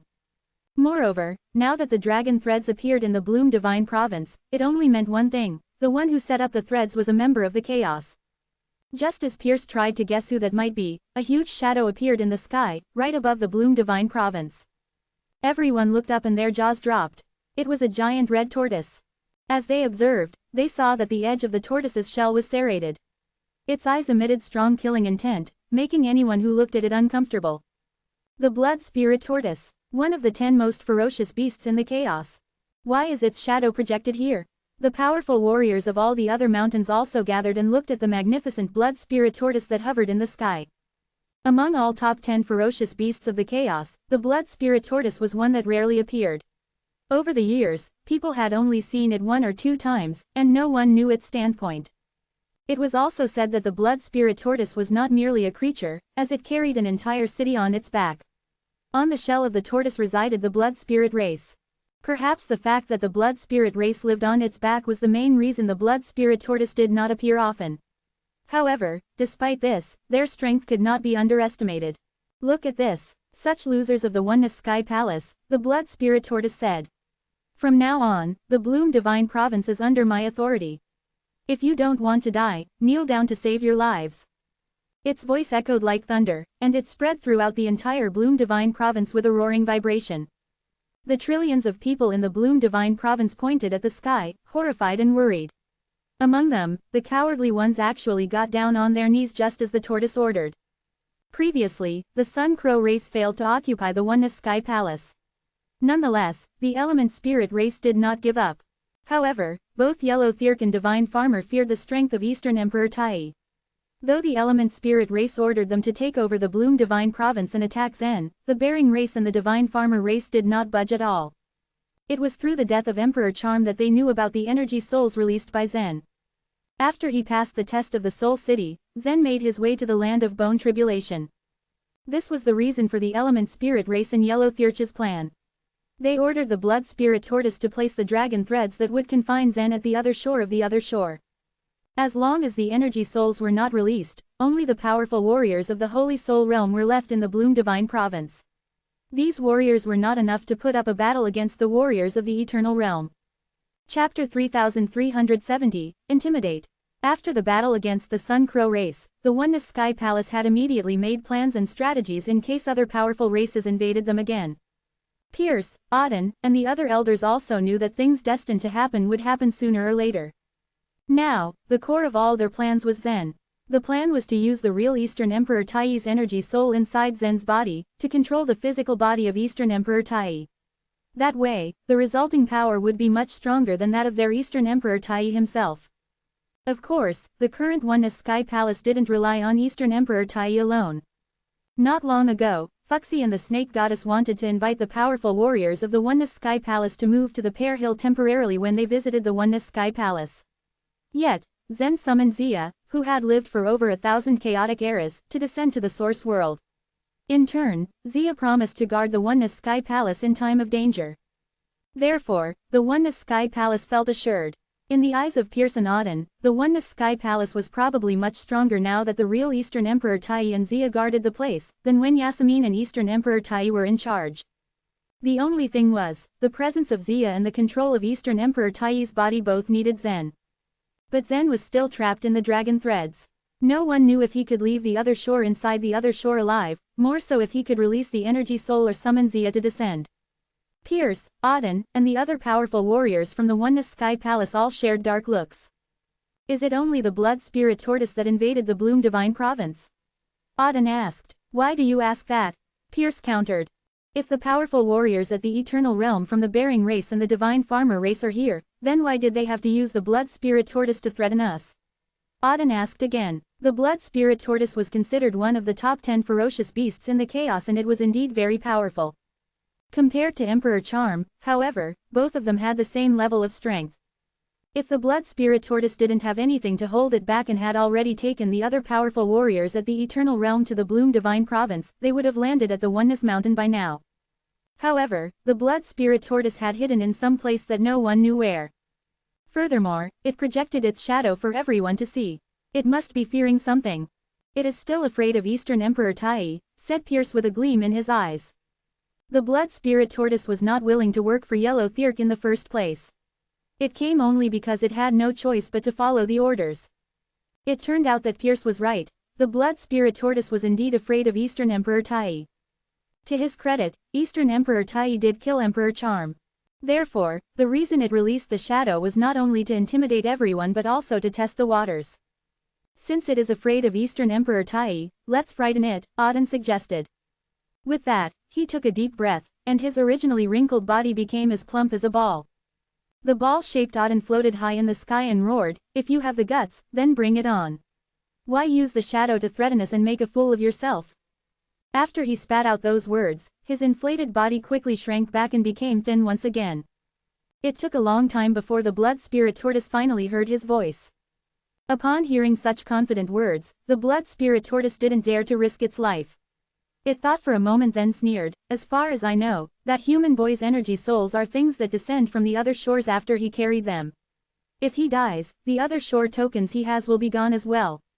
It referred to the fact that after Zen had carried the civilization artifacts, their fates became tied to each other. Although the energy souls could leave Zen's physical body, once he died, the civilization artifacts would still be destroyed. The energy souls of the primeval Lord of Heaven and the others would be gone as well. It seemed that his death would solve everything once for all. At that moment, both Pierce and Auden fell silent. The powerful warriors of the Oneness Sky Palace, such as Athamar, Libby, Winchell, and the others, also realized the problem. Since the blood spirit tortoise had set up the dragon threads, then Zen's opponent would also be the blood spirit tortoise. "Then I'll do what you want." Just as the strong warriors of the Oneness Sky Palace were still worried, the blood spirit tortoise roared and the surroundings suddenly changed. Smoke clouds filled the air, and a blurry figure moved quickly amidst them. It was none other than Zen, who got sucked into the other shore inside the other shore. Of course, he didn't know that his body was hung up in the air of the Bloom Divine Province. Fortunately, the primeval Lord of Heaven had warned him, so he understood that what he was about to face was not an ordinary other shore creature, nor a powerful warrior at the Holy Soul Realm. It was most likely a warrior at the Eternal Realm or even one from the Element Spirit race. Though he had achieved the Holy Soul in the Myriad Tribulations body, he hadn't entered the Eternal Scroll painting. Naturally, he felt greatly pressured to fight a warrior at the Eternal Realm. There was almost no chance of winning in a one-on-one battle. Primeval Lord of Heaven, it has been a long time since the Celestial Spear was repaired. How many times can my strength be magnified? Zen asked. Right now, he could mostly depend on the chaotic source spirits after they went through the division. His body could release up to 100,000 divine megatons of force with the help of the chaotic source spirits. Combined with the Celestial Spear, he could further increase his strength. The primeval Lord of Heaven glanced at the spear and found that the light inside the originally dim tip of the spear had recovered a bit. About 3 or 4 times, he estimated. 3 or 4 times. Zen nodded slightly. At that point, the clouds in front of him slowly dissipated, and he felt a strong deathly aura. Then, a huge red turtle's shadow gradually revealed itself from the clouds. A giant red turtle, is this the blood spirit tortoise? Zen muttered and raised his eyebrows. The primeval Lord of Heaven was not a warrior of this round of chaos, so he naturally didn't know the giant turtle. After Zen had entered the source world, he gained a good understanding of these well-known fierce beasts. This great blood-red tortoise could only be the blood spirit tortoise. Hiss, hiss, 2 dragon threads on the back of the blood spirit tortoise rolled like mad. The dragon threads, which no one knew where they began and where they ended, turned out to be the 2 streams of force that pulled Zen forward. The blood spirit tortoise stared at Zen, who was rapidly approaching, and let out a strange laugh. Are you the little guy who gave the element spirit race a headache? Let's see if you're worth fighting. As soon as it finished speaking, streaks of blood light flashed on its back. The blood-red light spread from its shell and quickly gathered in its head. Then, its whole head turned crimson, and the mass of energy accumulated on its mouth. When it opened its mouth and spat out, copious streaks of blood-colored lightning flew towards Zen's body and painted him red. Crack, crack, as the torrent of blood-red lightning washed down on him, he looked like a small leaf in a hurricane as his body tumbled up and down. The mighty warriors of the Oneness Sky Palace watched the scene with horrified eyes. Every time the blood-red lightning exploded, their hearts pounded in their chests. Zen has already achieved the myriad tribulations body. He can surely withstand it. Libby mumbled nervously and clenched her fists. Each streak of the blood-red lightning contained power as much as 80,000 divine megatons. The blood spirit tortoise thought that Zen was weak and couldn't withstand even 3 strikes, although he had achieved the myriad tribulations body. It didn't expect that even though 80,000 divine megatons of force was powerful, it wasn't enough to break Zen's chaotic source spirits. Chapter 3371, could do nothing to him. Every time the blood-red lightning struck Zen's body, the truth of godly way surged and flowed through his limbs and bones in waves. The truth of godly way surged around his body and brought the weakened chaotic source spirits back to life. Dozens of blood-red lightning bolts struck his body in a row and made him look immensely dangerous. When the blood spirit tortoise looked at Zen, its huge blood-red eyes widened in shock. He's completely unharmed. How is that possible? The blood spirit tortoise couldn't believe what it saw. Since Zen had just obtained the myriad tribulations body, he could only bear a limited power of about 90,000 divine megatons. After he entered the eternal scroll painting and reached the eternal realm, he could further increase his strength. Therefore, the blood-red lightning strike could still tear his body into pieces, even if it couldn't kill him. Yet he was completely unscathed. The blood spirit tortoise had seen such a strange occurrence before. The Holy Soul Realm Masters, who had fused with the chaotic source spirits, were the same with general injuries. The chaotic source spirits in their bodies absorbed the power unleashed upon them, so their bodies remained unharmed. The blood spirit tortoise had always loathed those powerful warriors at the Holy Soul Realm. They weren't qualified to enter the land of bone tribulation, nor were they exceptional or strong enough. Although they could use the chaotic source spirits to make up for their physical body's weaknesses and even create a realm called the chaotic source realm, all of those simply served to cover up their flaws. Even those masters at the late stage of the chaotic source realm could only bear about 20,000 divine megatons of force. They weren't worth mentioning at all. It's impossible. It can't be the chaotic source spirits. The maximum power that the chaotic source spirits could bear was quite low, and they definitely couldn't withstand about 80,000 divine megatons of power. But why was Zen still uninjured after the blood-red lightning had hit him? You can try again, Zen said with a smile. He noticed that the blood spirit tortoise got a little impatient, so he deliberately provoked it. As long as the blood spirit tortoise's attacks didn't exceed a force of 100,000 divine megatons, it wouldn't cause him substantial damage. Even if its power did exceed 100,000 divine megatons, his newly acquired myriad tribulations body could still endure it. Furthermore, his myriad tribulations body had 9 holy soul imprints, which made it more powerful than an ordinary myriad tribulations body. Despite that, he did not forget that he was still trapped on the other shore of the other shore. It was highly likely that the blood spirit tortoise couldn't do anything to him, but it was also difficult for him to kill it. His greatest chance at killing it lay on the celestial spear in his hand. The spear could increase his strength by about 4 times now, but he could only use it once. He only had one chance. He hoped that he could hit his opponent in one spear strike. At that point, the blood spirit tortoise increased its guard. After all, it didn't believe that Zen could resist the lightning it spat out without sustaining any injuries. It thought that Zen must have a special method to save his life, but no matter what magical method it was, there were still limits. He couldn't withstand everything infinitely. Go to perdition. Boom, boom, boom. The thicker blood-red lightning rushed towards Zen. The blood-red lightning spread around Zen until an area with the radius of 10,000 feet looked like a purgatory. Regardless of how powerful the creatures present were, it was hard for them to stay safe in that area. Yet, Zen had survived. Above the Oneness Sky Palace, Pierce, Auden, and the others also watched the scene with undivided attention. Is this the strength of the Myriad Tribulations body? Pierce asked in surprise. Although Pierce and the rest never had the chance to cultivate the Myriad Tribulations body their whole lives, they knew how powerful the Myriad Tribulations body was, since they had stayed in stage 32 of the other shore for a long time. The Myriad Tribulations body itself served to strengthen one's physical body, unlike the chaotic source spirits, which made one's physical body invincible to a certain extent. In other words, if a force of over 10,000 divine megatons hit a chaotic source realm warrior, the warrior would remain unharmed. However, if that same power struck a warrior with the Myriad Tribulations body, the warrior might sustain slight injuries. It is impossible. Auden shook his head firmly and said, the Myriad Tribulations body couldn't be unscarred in such a situation.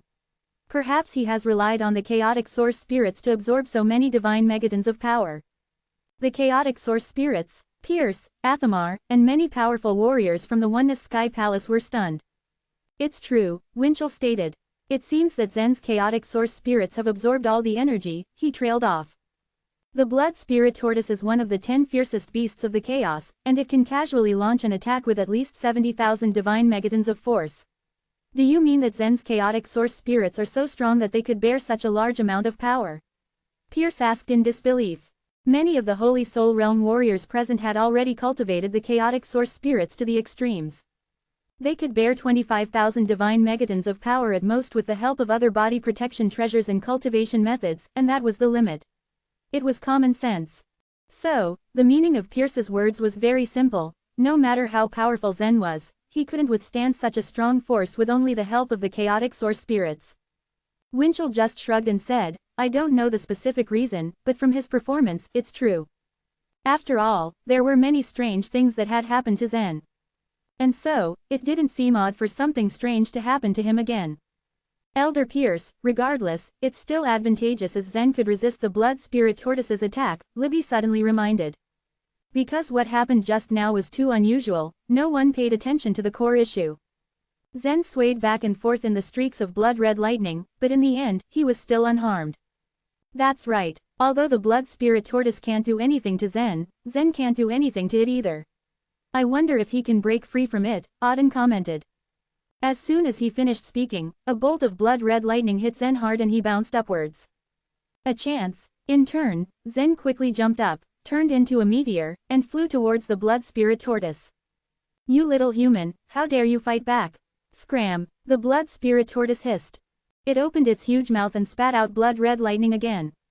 The thick, blood-red lightning whipped and lashed at Zen several times and sent him flying more than 10,000 feet away.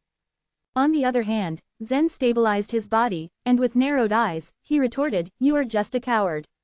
You aren't strong at all, but you have the gall to make such reckless remarks. It's ridiculous. In the eyes of the blood spirit tortoise, Zen was just a nobody that the element spirit race ordered it to eliminate. Thus, it was enraged when an unimportant being like Zen mocked it. It immediately spewed out lightning to consume the unknown body protection Thurgy on Zen's body out of infuriation. However, its series of attacks did not affect Zen at all. Instead, he just laughed at it. How could it tolerate him? In the end, it lost its patience in anger. It suddenly opened its mouth, which revealed rows of fangs, with blood-red lightning bolts that surrounded them. Do you really think I can't do anything to you? I'm going to swallow you. The moment the blood spirit tortoise finished speaking, its head abruptly extended from its turtle shell and dashed towards Zen like a long dragon. Chapter 3372, The Might of a Spear Strike. Head-to-head with the blood spirit tortoise's huge mouth, Zen didn't flinch at all. He was well aware that it would not be an easy task to kill the blood spirit tortoise, but he could also tell it wasn't good at attacking. It might have ranked first among the top 10 ferocious beasts of the chaos, when it came to the defensive power. If Zen wanted to kill it with a single strike, he'd have to wait for the perfect opportunity. Combating the tortoise head-on made his chances extremely slim, but Zen was never the type to back down in the face of adversity. Fortunately, Zen's trick to mock the beast had successfully infuriated it, enticing the blood spirit tortoise to devour him. Zen smiled wryly. Most of the time, an excellent opportunity could only be found in the midst of great danger. Zen pretended he was incapable of dodging, and allowed himself to be swallowed by the blood spirit tortoise in one gulp without much of a fight. The eyes of the blood spirit tortoise glowed red. Then, all the lightning flowing through its body streamed through its neck, until it was all gathered in its mouth. The beast was confident it could kill anyone, once it had them in its mouth, even if it were an eternal realm master. A silence fell over the Oneness Sky Palace as they witnessed Zen being swallowed alive. Just moments earlier, they had felt a sliver of hope. But now that he had just been devoured by the blood spirit tortoise, everyone fell into the depths of despair. However, Libby was able to shake off her feelings of hopelessness and snapped back to reality. Pulling her gaze away from the illusion, her eyes landed on Zen's real body. Hope surged within her once more. "Don't worry, Zen is fine," Libby reminded the others excitedly. If a warrior's soul of light got injured on the other shore, their soul in the source world would be injured similarly. However, if one's soul of light was completely destroyed on the other shore, then this creature would lose soul in the source world, rendering them a simpleton. Such instances weren't rare. The same problem existed for those who entered the other shore in their physical forms. If their physical forms on the other shore were injured, their physical bodies in the source world would suffer equally. As Libby had pointed out, Zen's body in the source world remained unscathed. This meant he was unharmed even from within the blood spirit tortoise's mouth. With rumbles of thunder, the red bolts of lightning exploded inside the mouth of the blood spirit tortoise. The red lightning wrapped around Zen tightly, surrounding him with an unimaginable amount of energy. At this point, the power of the energy flow had already exceeded 100,000 divine megatons of force. Not even the chaotic source spirits could withstand this much energy. Crack! The chaotic source spirits in Zen's body were exhausted by this attack, even though it all happened in the blink of an eye. Without the protection of the chaotic source spirits, the surface of Zen's body was immediately scorched. Gritting his teeth, he felt something he hadn't felt in a long time: pain. The chaotic source spirits were not completely fused with warriors' physical bodies. In essence, they were like an enchanted barrier or a shield. Once they were exhausted, they would completely lose their effect. Now that Zen's chaotic source spirits were all used up, he had nothing protecting his bare flesh from the red energy flow. Fortunately, Zen had achieved the myriad tribulations body. Additionally, he had also obtained 9 bone tribulation imprints to enhance his body. Although he was in excruciating pain, his body wasn't completely destroyed. Still, when the people of the Oneness Sky Palace noticed Zen's physical body started to turn black from the injuries incurred on the other shore, they felt their hopes fall once more.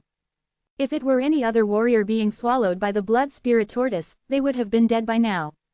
However, the power of Zen's special truth of godly way quickly rejuvenated his chaotic source spirits. The reverse vortex in his body whirled, continuously transferring the damage he was taking to another space. By now, the blood spirit tortoise was astounded that Zen was still alive. When the element spirit race entrusted this task to the beast, initially, it had felt nothing but confusion. Was a young human really worth the trouble? Was there really any need to use the dragon thread? But now, even the blood spirit tortoise had to admit it had underestimated this human. If this human were to reach stage 32 on the other shore and enter the eternal scroll painting in the future, how powerful would he become? "I must admit, I'm surprised you're still alive," the voice of the blood spirit tortoise echoed in its mouth. "But now that you're trapped in my mouth, you won't be able to escape death. No matter how hard you struggle, it's futile." Crack! As the voice echoed, the red lightning continued zapping at Zen. Soon, Zen's chaotic source spirits were exhausted once again. A current of energy flow swept past the surface of his body, leaving several deep cuts on his body. Blood spurted out from his wounds, causing Zen to wince in pain. While his body in the Sanskrit light stage bled profusely, so did his body in the source world. Rolling on the tongue of the beast, Zen narrowly dodged a string of red bolts of lightning. With a smile, he exclaimed, "Well, I don't think my struggles will be in vain." The moment he finished speaking, he leapt upward. As the chaotic source spirits recovered, Zen summoned all the power within his body. This whole time, he had been on the defense only because he was looking for the right position. Once he had found it, he hesitated no further, channeling all the power within his inner world to the celestial spear. As the celestial stone increased his power by 4 times, Zen's force reached a terrifying amount of 600,000 divine megatons. At this point, the blood spirit tortoise began to sense that something was wrong. How does this human possess such a great power? It wondered as fear seized every fiber of its being. It realized with great regret that it should never have devoured this human. However, it was too late for the blood spirit tortoise to respond. In the confused eyes of the people of Oneness Sky Palace, they watched as the blood spirit tortoise opened its mouth in a hurry, as though trying to spit out the hot potato it had just swallowed. However, before it could even fully open its mouth, a formidable beam of spear radiance pierced through its head from inside. 5 to 600,000 divine megatons of force was more than enough to pierce through nearly everything. A large hole with a diameter of several thousand feet appeared in the head of the blood spirit tortoise. Its huge red eyes quickly dimmed, and its head drooped to the side of the turtle shell, lifeless. After Zen crawled out of the big hole, the blood spirit tortoise fell into the bottom of the space shrouded in clouds, and the projection of the illusion in the Bloom Divine Province also disappeared. Swish! In the Sanskrit light stage of the other shore, the two threads in the bone cave suddenly disappeared, and Zen, who had been stuck to them, fell to the ground. Meanwhile, in the sky above the Oneness Sky Palace, the two threads that strung up Zen's body in the air suddenly disappeared, and all at once, Zen's body fell from the sky. The people below gasped. On the other hand, Athamar acted quickly and flew up to catch Zen. Gently, he placed him on his flying sword. As for the other powerful warriors of the Oneness Sky Palace, they were still too stunned to react. So, the blood spirit tortoise was killed by Zen, just like that? Pierce asked, clearly still bewildered. I suppose so. Killing it on the other shore is the same as killing it in the chaos, Auden nodded to confirm. Then, that would make him the new Eternal Realm Master of our Oneness Sky Palace. No, he hasn't reached the Eternal Realm yet. But, he's strong enough to kill one. Zen's a legend. The warriors of the Oneness Sky Palace all at once began to cheer loudly. Since ancient times, the Eternal Realm Masters had been the most powerful beings in the chaos. Every time an Eternal Realm Master in the chaos died, it meant one gone in the batch of limited number. However, it had been a well-known fact that only an Eternal Realm Master could kill another at the said realm. Now, Zen had performed an impossible miracle. Many warriors of the Oneness Sky Palace surrounded Athamar's sword, excitedly waiting for Zen to wake up. But even after a long while, Zen still showed no signs of consciousness. Libby, go and have a look. Athamar demanded. His brows furrowed, he was worried that Zen might have encountered more troubles on the other shore. Libby quickly sat cross-legged on Athamar's huge sword as she activated her Truth of Godly Way and returned to the other shore. To her surprise, Zen was holding the celestial spear at the spot, with a trace of helplessness on his face. Since he was in his physical form, Zen had been unable to put away the celestial spear. He had been waiting helplessly for Libby to return to the other shore and leave the spear in her care before he could leave the other shore. Chapter 3373, Exit. It was not until he left the other shore that Zen discovered the blood spirit tortoise had projected an illusion of their fight into the Bloom Divine Province. When he awoke, Pierce and the others gathered around him. Some asked how it went, while others were more concerned about his injuries. When these powerful warriors of the Oneness Sky Palace had faced Zen in the past, they looked at him as elders looked at the younger generations. But now, there was a reverence within them that only appeared when they looked upon a powerful warrior of the Eternal Realm.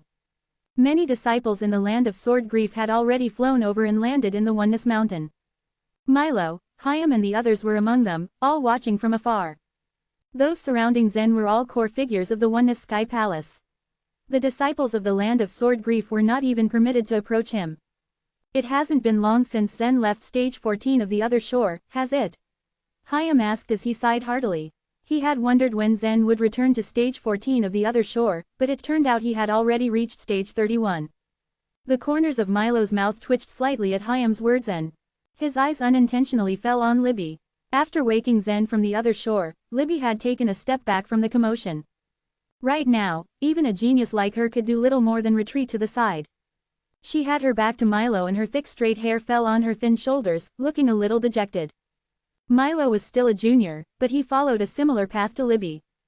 If the Oneness Sky Palace continued to operate steadily, once Libby left the land of Sword Grief, Milo would most likely be her replacement and the next promising talent in the land. But any light they shone was not worth mentioning with Zen around. They were like fireflies competing with the sun, and so Milo understood how Libby felt. To the southeast of the Dragon Cliff, the endless mountains and forests were shrouded in a poisonous miasma. Ordinary people, and even powerful warriors of the other shore realm, had no choice but to take necessary precautions when entering the mountains. But the savage alien races that lived here had adapted to it, and most of them were poisonous creatures themselves anyway. This was why the people of the Bloom Divine Province did not go to the southeast. They simply guarded the Dragon Cliff to prevent the savage alien races from invading. Not long ago, a giant creature had come to this place. The savage alien races, famous for their ferocity, stopped fighting endlessly among themselves and instead aimed at this giant creature. The most ferocious race among the savage alien races led the attack. But the elites of the savage race were trampled to powder in a single step. The rest of them had never imagined such a powerful being would ever exist here. In fear, they scattered like birds and beasts and hid, observing the giant creature's movements in secret. Earlier today, they had seen two threads extending straight into the sky. A while later, the giant creature's head suddenly stretched out and smashed into the ground, and the strong soul aura began dissipating. Had it died? Such a powerful being died so silently. The blood spirit race, who lived on the back of the tortoise, were more shocked than the savage alien races. They had relied on the blood spirit tortoise for generations, it also being the figure of their faith. That it would one day die had never even crossed their minds. The blood spirit tortoise's soul aura dissipated and stunned everyone still and silent. Once they came to terms with what had happened, they then began wailing and whining bitterly. They were still stuck in grief when the savage alien races lurking in the forest began making their move. The blood spirit tortoise was a powerful being whose body was full of treasures. Now that its aura was completely gone, it was obvious its soul had been destroyed. How could the ferocious savage alien races miss this opportunity? Countless creatures surged out of the poisonous miasma from all directions. The blood spirit race had no choice but to fight. Although their race was powerful, they couldn't match the savage alien races charging over like a tsunami. This time, the blood spirit tortoise's attack on Zen made the members of the Oneness Sky Palace nervous, and at the same time confused. It now seemed that the golden red chaotic source spirits that could summon other shore creatures, were indeed very important to the element spirit race. From what they knew of the element spirit race, they would not let this opportunity slide. They could have sent powerful warriors like Yellow Thirk and Divine Farmer to fight.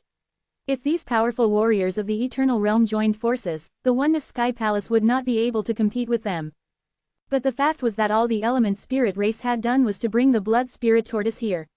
Moreover, the blood spirit tortoise had only used the dragon threads in an attempt to take Zen's life. It seemed that Divine Farmer and Yellow Thirk didn't have many resources to use. Either that or they had something more important to do. These were of course just the speculations of Pierce and the others. In stage 32 of the other shore, Pierce and the others had also sent a message about the blood spirit tortoise to the powerful warriors of the Holy Soul Realm from the Pear Hill, so those of the Holy Soul Realm could then pass the information to the Snake Goddess and Fuxi. In addition to collecting information, Pierce and the others had also gone to the Star Rings of the Grand Plain stage, stage 32 of the other shore, to receive Zen in person. Zen returned to the Sanskrit Light stage. Of course, the ear mice and the members of Separate Abyss race wouldn't wait there for Zen. After the obstacle in the passage was removed, they carefully bypassed the dragon threads and headed straight for the top end of the cave.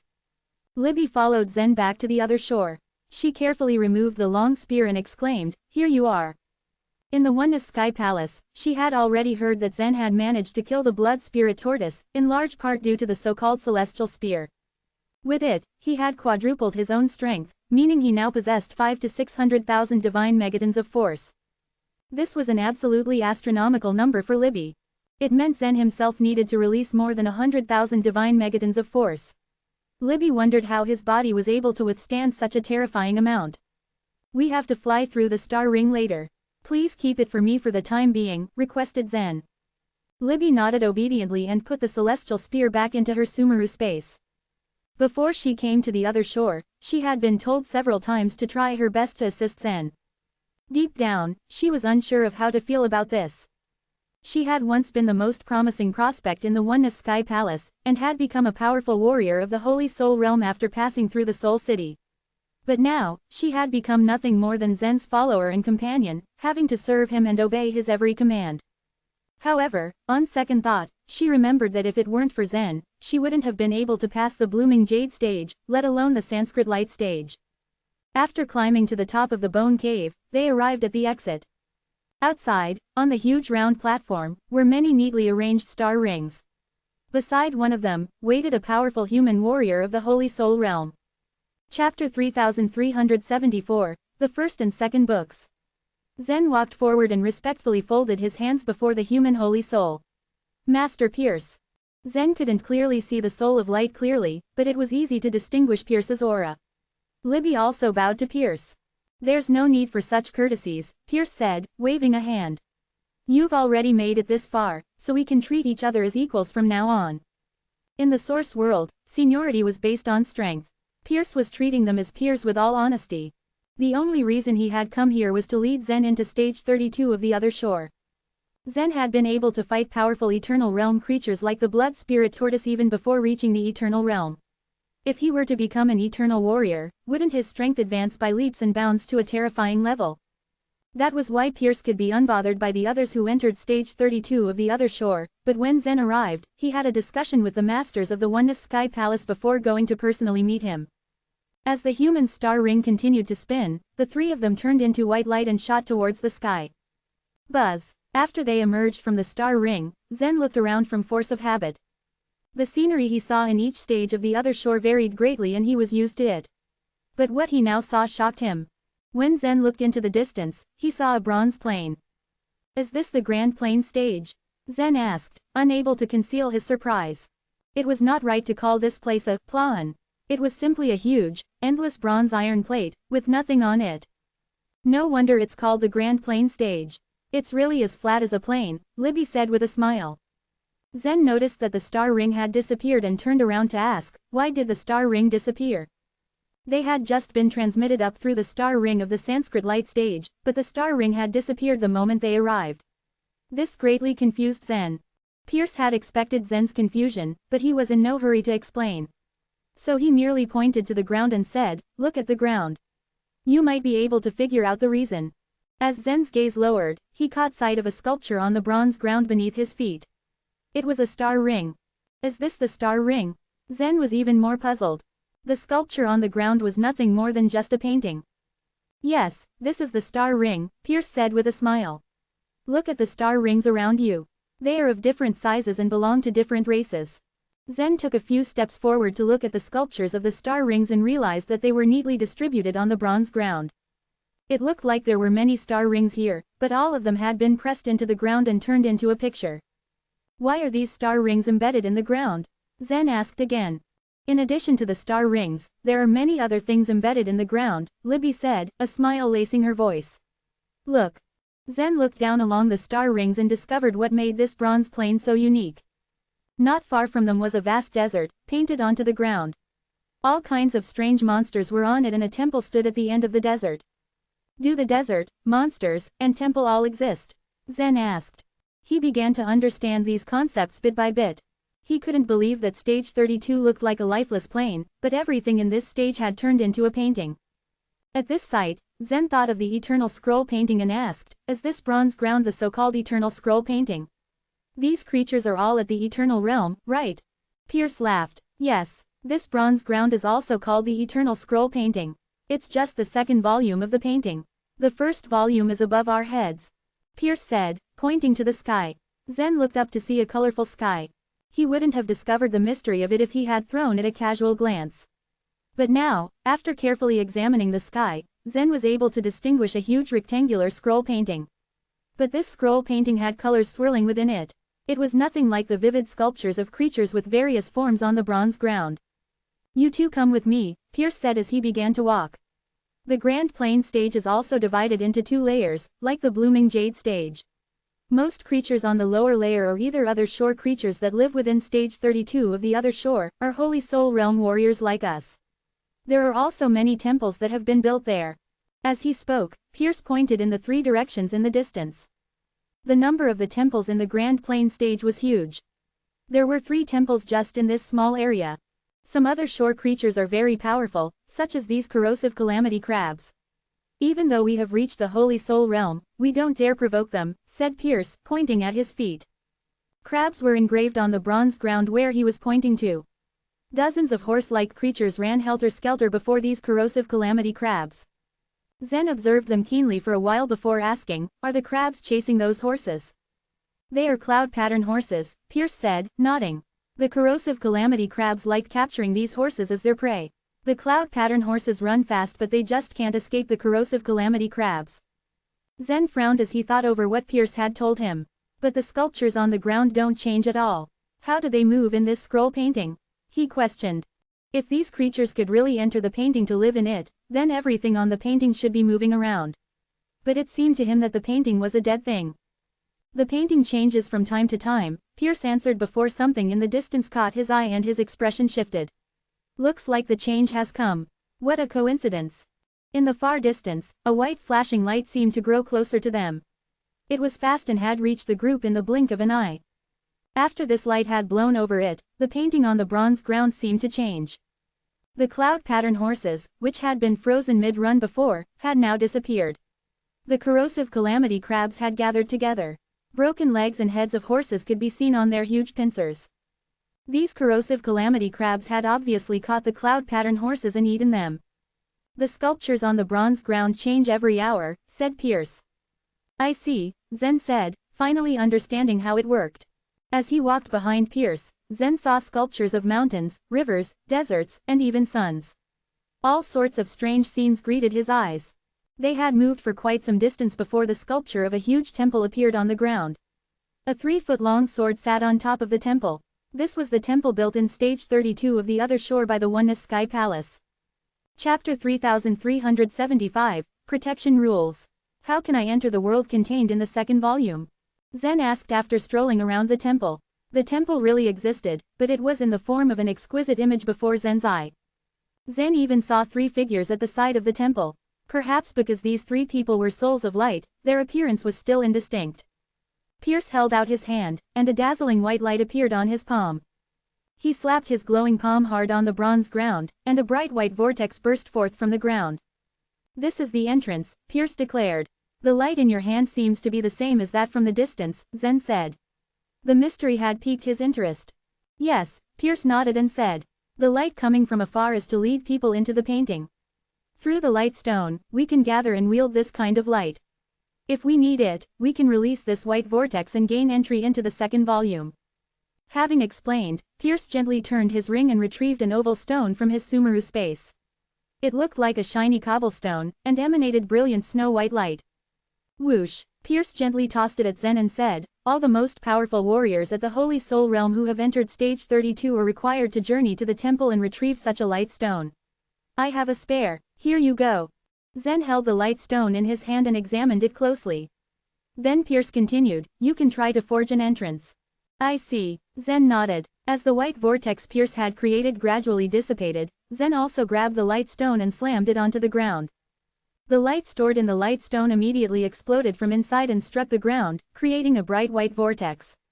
You can step inside now, said Pierce, smiling. As Zen entered the white vortex, the Grand Plain stage seemed to have disappeared. He had been transported to the world contained in the second volume. The sight that greeted his eyes was the temple built by the Oneness Sky Palace in stage 32. Pierce and Libby had also followed Zen into the vortex. They materialized in the world in the scroll painting instantaneously. The world within this scroll painting is a real world, Zen said. So, the first volume in the sky of the Grand Plain stage is also another world. This kind of reasoning was probably not flawed. However, Pierce shook his head and disagreed. I heard from Eastern Emperor Tai that there is a big difference between the two. Just as Zen had seen, the second volume was yet another world. However, everything in this world was represented in 2D relief by the pictures on the bronze ground, so the first volume should be similar. Most people made this deduction before they entered the world of the first volume. But, in fact, the 2 volumes were not alike at all. The world in the first volume was a completely different landscape. All living forms were displayed in a unique form. It is like a whole person has been completely flattened into a painting, and everything in it is flat, said Pierce with a smile.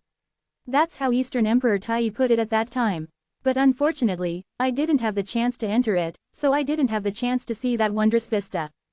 Hearing Pierce's description, Zen's eyes flashed with excitement. As soon as he was ready, he also wanted to enter the first volume of the Eternal Scroll painting and discover what lay within. At this point, 4 souls of light also materialized in the temple.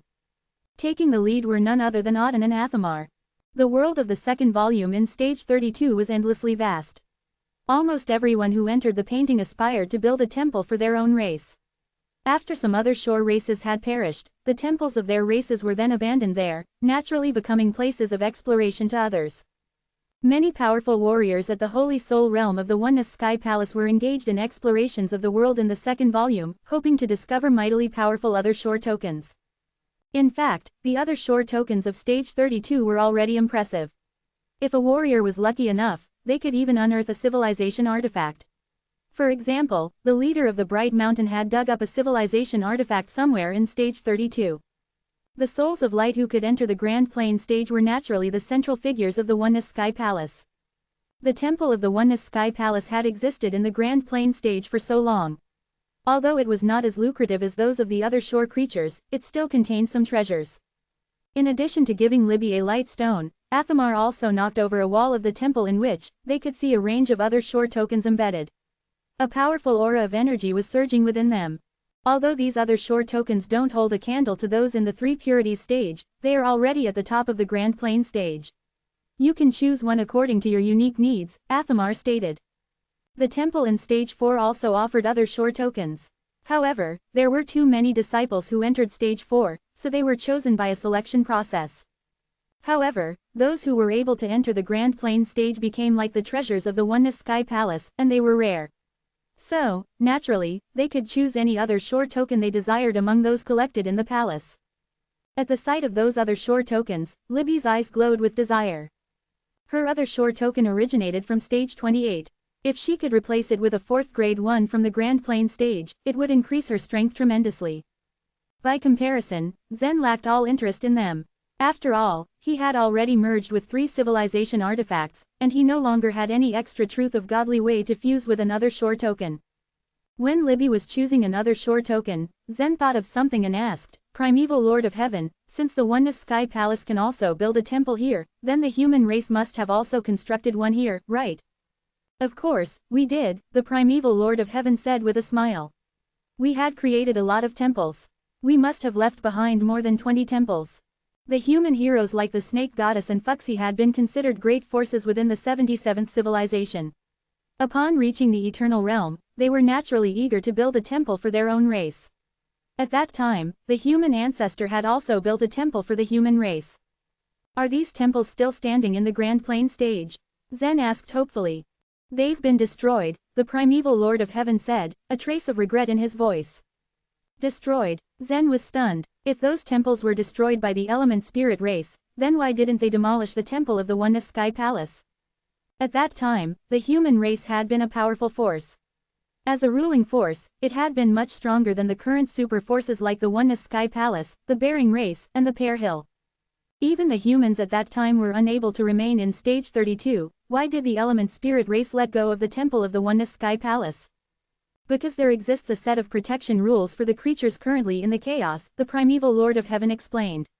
Before the end of this round of chaos, no powerful other shore race, no matter whether it is the Nihility race or the element spirit race, can attack the temple of the Oneness Sky Palace or those of the Ear Mouse race and the Separate Abyss race. Chapter 3376, The Heavy Stone. It had always been difficult for a newcomer to gain a firm foothold in the Grand Plane stage. The powerful masters that had built the other shore had considered this problem and as a solution, had provided a protection period of a chaotic era for the new creatures from the chaos. The new races were often able to gain a firm foothold after a chaotic era had passed. While this kind of protection only lasted for a chaotic era, this was enough for the new races to develop and grow. Even when facing the element spirit race and the Nihility race, a number of other shore races were able to protect themselves by using the many rules of the Grand Plane stage that were in place to protect the weak. "I'll choose this chill rope." Libby jumped back and forth before she spotted a long, thin rope. Athamar smiled faintly as he remarked, "You have really good sight, Libby. This chill rope will be of great help to you if you can use it properly." Most other shore tokens in the lower stages of the other shore were of the strengthening type and the auxiliary type. But the ones in the higher stages of the other shore were more of the mysterious type. All the other shore tokens of the mysterious type functioned in weird, mysterious ways, which was probably what gave them their name. This didn't mean that they were powerful. Some weird functions were of little value, but some others were extremely powerful, like the one Libby had chosen. Once used, the chill rope could automatically track the opponents and effectively trap them. This trap wouldn't cause their opponents to become immobile. Instead, their locations would begin to be recorded. The most important detail was that if Libby were to inflict hurt on an opponent, the rope would triple the damage at the very least. This meant that if Libby were to attack the opponent with her sword that contained 20,000 divine megatons of force, her opponent would have to bear an attack of 60,000 divine megatons of force. In a battle between powerful warriors of the Holy Soul Realm, such a powerful sword strike was fatal. If Libby had been stronger, her sword strike could have contained close to 100,000 divine megatons of force, which was enough to contend with even a powerful warrior of the Eternal Realm. Zen, are you really not going to choose another shore token? Athamar looked questioningly at Zen, a small smile playing on his lips. Or is it that we older guys can't tempt you with them? Athamar, Pierce, and the others were desperately hoping that Zen would choose another shore token to bear. After all, Zen had given the Oneness Sky Palace a lot. Zen had always been a part of the Oneness Sky Palace and represented it. But the Oneness Sky Palace hadn't gotten too many chances to return his favors, which was why they were now hoping that Zen would accept a gift from them. Or all of them used to carry the civilization artifacts? Auden teased, smiling. They could not tell how many civilization artifacts Zen had in his body. Zen had activated the inheritance of world when he had been in the chaotic source world and had later swallowed the evil god and taken back the rebirth land. These things had happened in Zen's inner world, but outsiders could, to a certain extent, deduce the result. Zen smiled and didn't deny what he was saying. Instead, he asked, I know that a light stone is needed to enter the second volume of the Grand Plane stage. But what is needed to enter the first volume? The reason he had entered stage 32 of the other shore was to reach the Eternal Realm. He needed the answer right now. You will also need a stone when you enter the first volume. It is similar to the light stone and we call it a heavy stone, said Pierce. I've already told Winchell and the others to fetch a heavy stone for you. We will be able to send you to the Eternal Scroll painting once we have it. There were several necessary conditions to enter the Eternal Scroll painting. Obtaining a heavy stone was one of them, and it was also the simplest. Since it was possible for Zen to reach the Eternal Realm, Pierce and the others had made preparations in advance.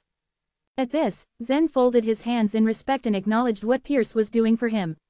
Thank you so much, sir. It's not a big deal. You're welcome, Pierce said. He thought for a while before continuing, getting a heavy stone isn't very difficult. Considering the time when they set out, they should have come back already. It's probably because the heavy stones haven't been picked up for many years. And Winchell and the others have never done this before, so it's normal for them to spend more time in the stone forest, said Auden. Just as the two of them were talking, a ray of white light shot down from the sky to the ground before the temple. Swish! The white light had barely touched the ground when a figure walked out of it. Harlan Zhu, a powerful warrior of the Holy Soul Realm from the Golden Mountain. He had gone to get the heavy stone together with Winchell. But as he walked out, Harlan's soul aura showed signs of decline. It was obvious that he was seriously injured. He called out to them loudly as he entered the temple of the Oneness Sky Palace, Elder Pierce. Elder Auden, something has happened. Pierce's face darkened at this. Winchell had led a group of people of the Holy Soul Realm on a quest to look for and fetch a heavy stone, but they hadn't come back for a long time. This had filled Pierce with worry. Now that Harlan had returned in such a state, he realized that they must have fallen into big trouble. Zen and Libby frowned. Pierce hurried forward and asked, what happened? You failed to get the heavy stone. Yes, and it's not just a failure.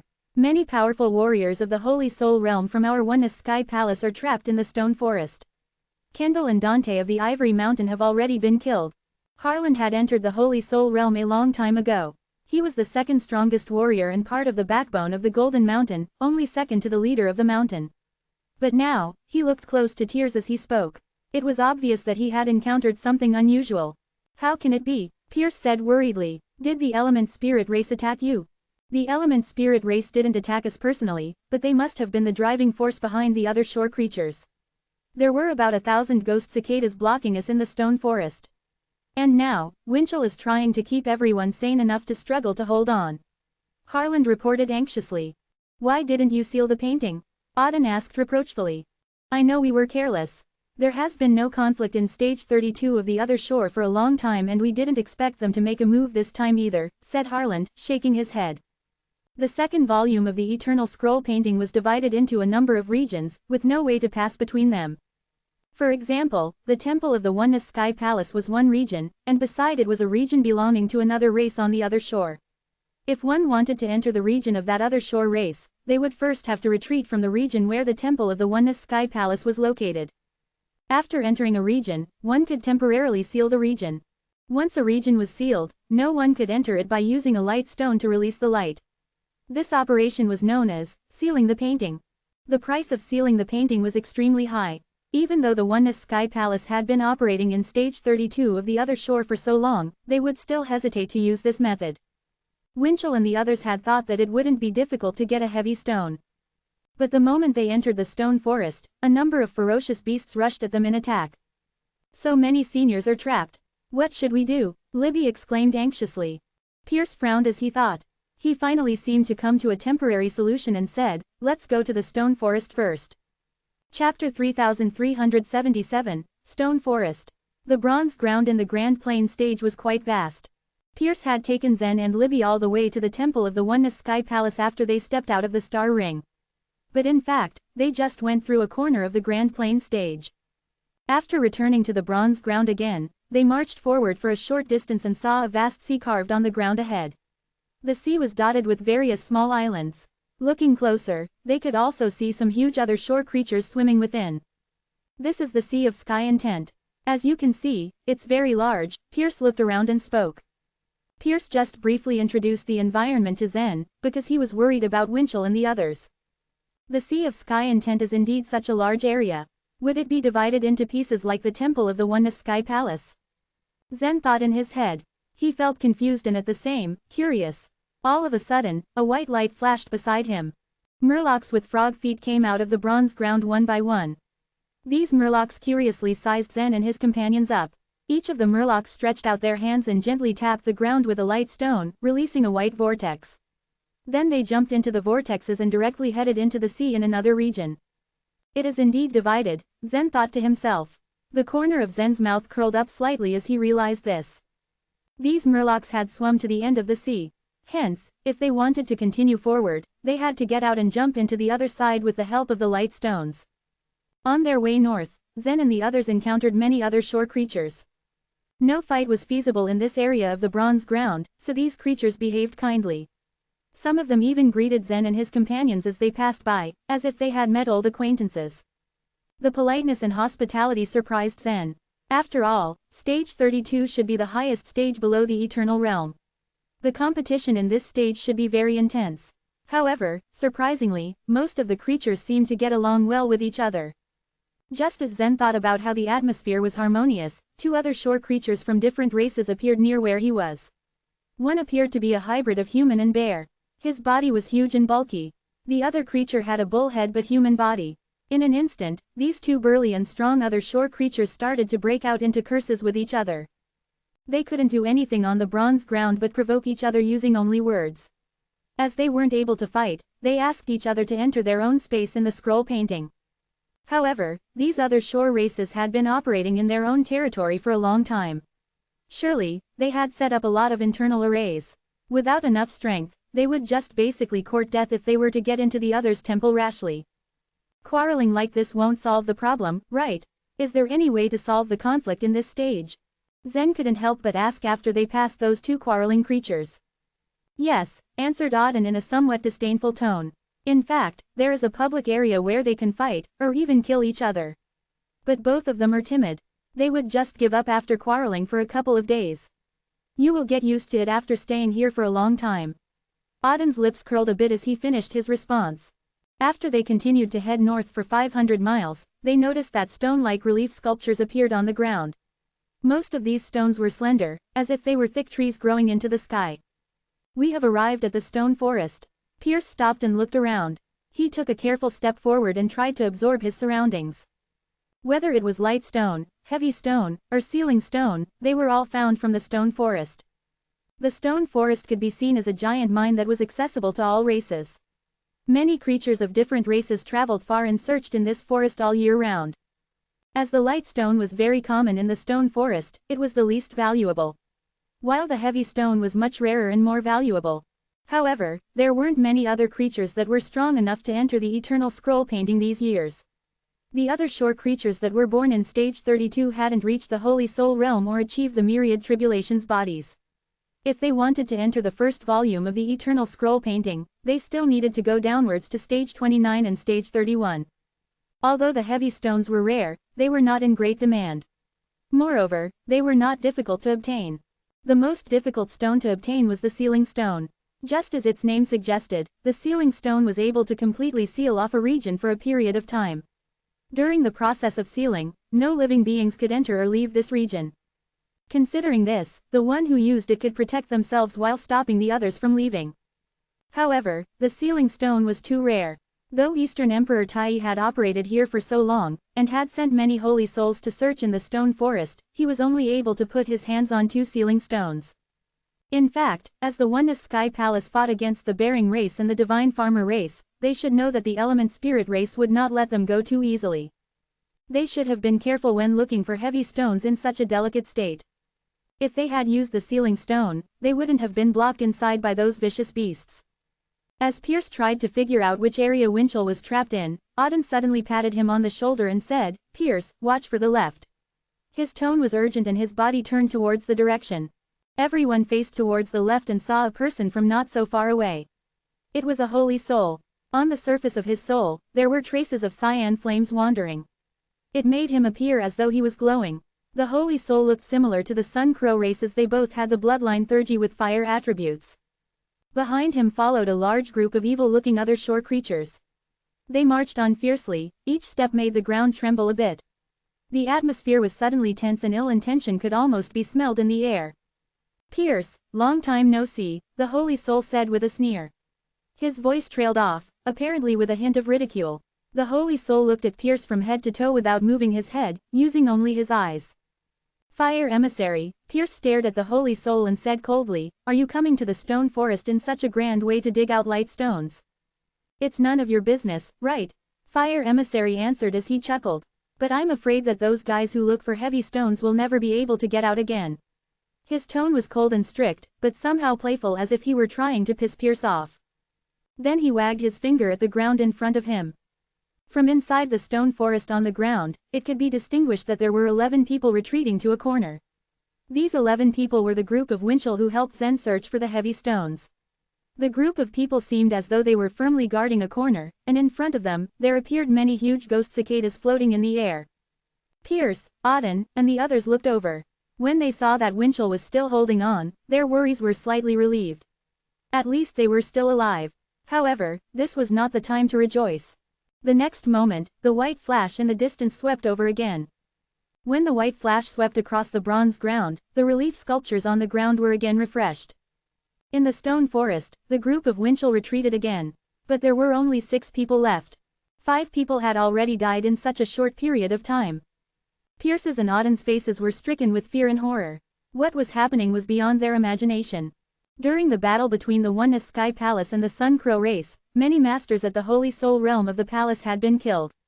The leaders of 5 mountains had died. Because of that instance, now, the death of any Holy Soul would be an unacceptable loss to the Oneness Sky Palace. The Crane Split race, the Ice Lynx race, the Cyan Spirit race, just kill all those Holy Souls. Fire Emissary gave an order maliciously. He then stretched out his hand and flicked his fingers lightly. 3 light stones in his hand shot out 3 white lights that quickly turned into 3 vortexes. The other shore creatures behind him rushed towards the white vortexes and entered the stone forest. Chapter 3378, Kill. The creature's fire emissary had brought neither reached the eternal realm nor gained the myriad tribulations bodies. However, as creatures from the Grand Plane stage, they were not weak. At the least they could put a lot of pressure on the Holy Souls. The ghost cicadas that had been sent out earlier had already made Winchell's group struggle hard. If these 3 other shore races joined forces with them, there was no doubt they would be crushed. These other shore creatures continued entering the white vortexes while Fire Emissary's gaze fell on Zen. Obviously, he had come for Zen by the order of the Element Spirit race. What puzzled him was that they had only ordered the Crane Split race, the Ice Lynx race and the Cyan Spirit race to attack. These 3 races belonged to the second tier in stage 32 and possessed ordinary strength. If reports were true, Zen had killed the blood spirit tortoise on the other shore and these 3 races would be far from enough to challenge him. This confused Fire Emissary. He had no idea what the Element Spirit race was up to. In fact, when Yellow Thirk gave him such an order in the source world, he had outspoken his doubt. But the Emperor did not explain and just ordered him to do as he was told. Pierce and Auden were very hesitant when they saw the other shore creatures constantly drilling into the painting. Zen was clearly the fire emissary's target and not Winchell. If they entered the painting as well, they definitely wouldn't be able to save Winchell. If Zen made a move, defeating these creatures would be no problem, but he would have to stay alert to their cunning tricks. In Pierce's hesitation, Zen turned around and stretched a hand to Libby. "Give me the celestial spear," he said. Libby paused a moment and then with a gentle wave of her hand, a long spear burst from her Sumeru space and landed firmly in Zen's hand. "Zen, are you really going in?" Pierce thought about dissuading him, but he couldn't stand aside and helplessly watch Winchell and the others being killed. "I can't watch them die. Master Winchell was the one who brought me to the Oneness Sky Palace, and now they're in danger because they were searching for a heavy stone for me. How can I just stand by?" Zen finished speaking and walked straight towards Fire Emissary, the celestial spear spinning like a rotor in his hand before he pointed it at the latter's face. "Fire Emissary, you've been famous for a long time. Do you have the guts to get into the painting as well?" Fire Emissary was embarrassed, as he hadn't expected Zen to challenge him so suddenly. But he didn't say a word to this junior's provocation. Zen hadn't expected a response anyway, and he just jumped right into the vortex. Whoosh! With the celestial spear in his hand, he fell into the stone forest. The members of the Crane Split race, the Ice Lynx race and the Cyan Sprit race gathered up north after they entered the stone forest. These three races didn't hold a high position in Stage 32, so seeking refuge with the Element Spirit race was all they could do, but even so, the Element Spirit race didn't attach great importance to them. The leaders of the three races had been overjoyed to receive orders from the Element Spirit race. The only drawback was the Element Spirit race only allowed them to attack some holy souls. Although these souls were strong enough to hold their own against ordinary other shore creatures, they were nothing compared to the three races. Asking the three other shore races to fight was quite a fuss. "Just a few holy souls. We Ice Lynx can deal with them. You two races should stay and rest here." "Humph, I can handle them myself. I guess it depends on who gets there first." The members of these three races rushed to the north. The topography of the stone forest was very strange. There were giant stone pillars all around that towered into the clouds. On the path between the stone pillars, the corpses of ghost cicadas were scattered everywhere. In some places, the corpses even piled into hill-like mounds. One could only imagine how fierce the previous battles had been. Behind the two huge stone pillars on the northernmost end, was a call that was easily defended but difficult to attack. 5 powerful holy souls of the Oneness Sky Palace hid inside with a 100-foot-tall giant ape stood in front of them. Winchell had morphed into the giant ape, now any ghost cicadas that tried to rush in would be torn to pieces. It was because of Winchell that these 5 people of the Oneness Sky Palace survived. There are fewer ghost cicadas. Great, if we can kill them all, we can leave this place. Winchell, thank you so much. Those powerful holy souls hiding behind Winchell had launched attacks as well, but they didn't kill nearly as many as Winchell.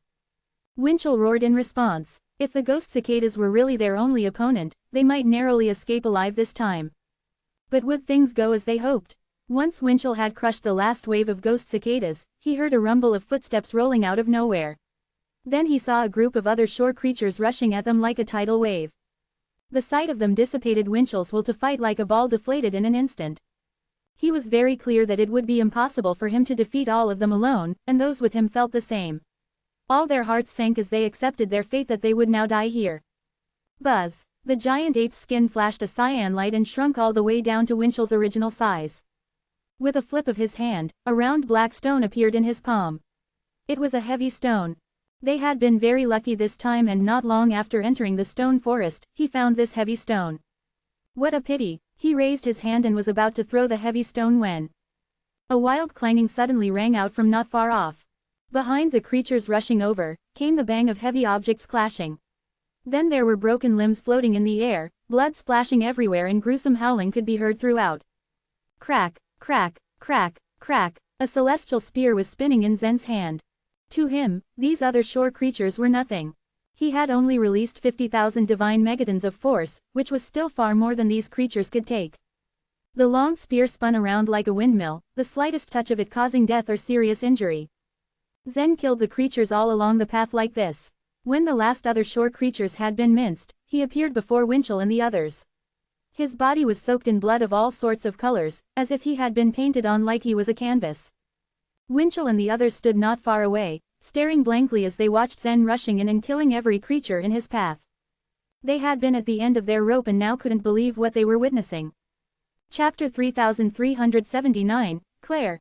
Although Winchell guessed that it was Zen before them, he still stood his ground and dared not greet him. Zen then came forward with his hands respectfully cupped in front of him. Master Winchell, sorry for being late. It really is Zen, we're out of danger now. I thought we were doomed. The 5 Holy Soul Realm warriors breathed a sigh of relief. Winchell also smiled and bowed towards Zen. It is fortunate that you were able to get here just in time. You've saved us all, Zen. Zen shook his head and hurriedly went to his side. Master Winchell, you've risked so much to help me look for the heavy stone. I should be the one thanking you. Winchell shook his head. The Oneness Sky Palace owes you so much, and the Origin Mountain even more. You've grown so powerful and there's little we can do to help you. I am thankful that this was within our ability to do for you. When he finished speaking, he handed a round stone over to Zen. A heavy stone, Zen muttered, turning the stone over in his hand curiously. Winchell simply nodded as he took the stone from him.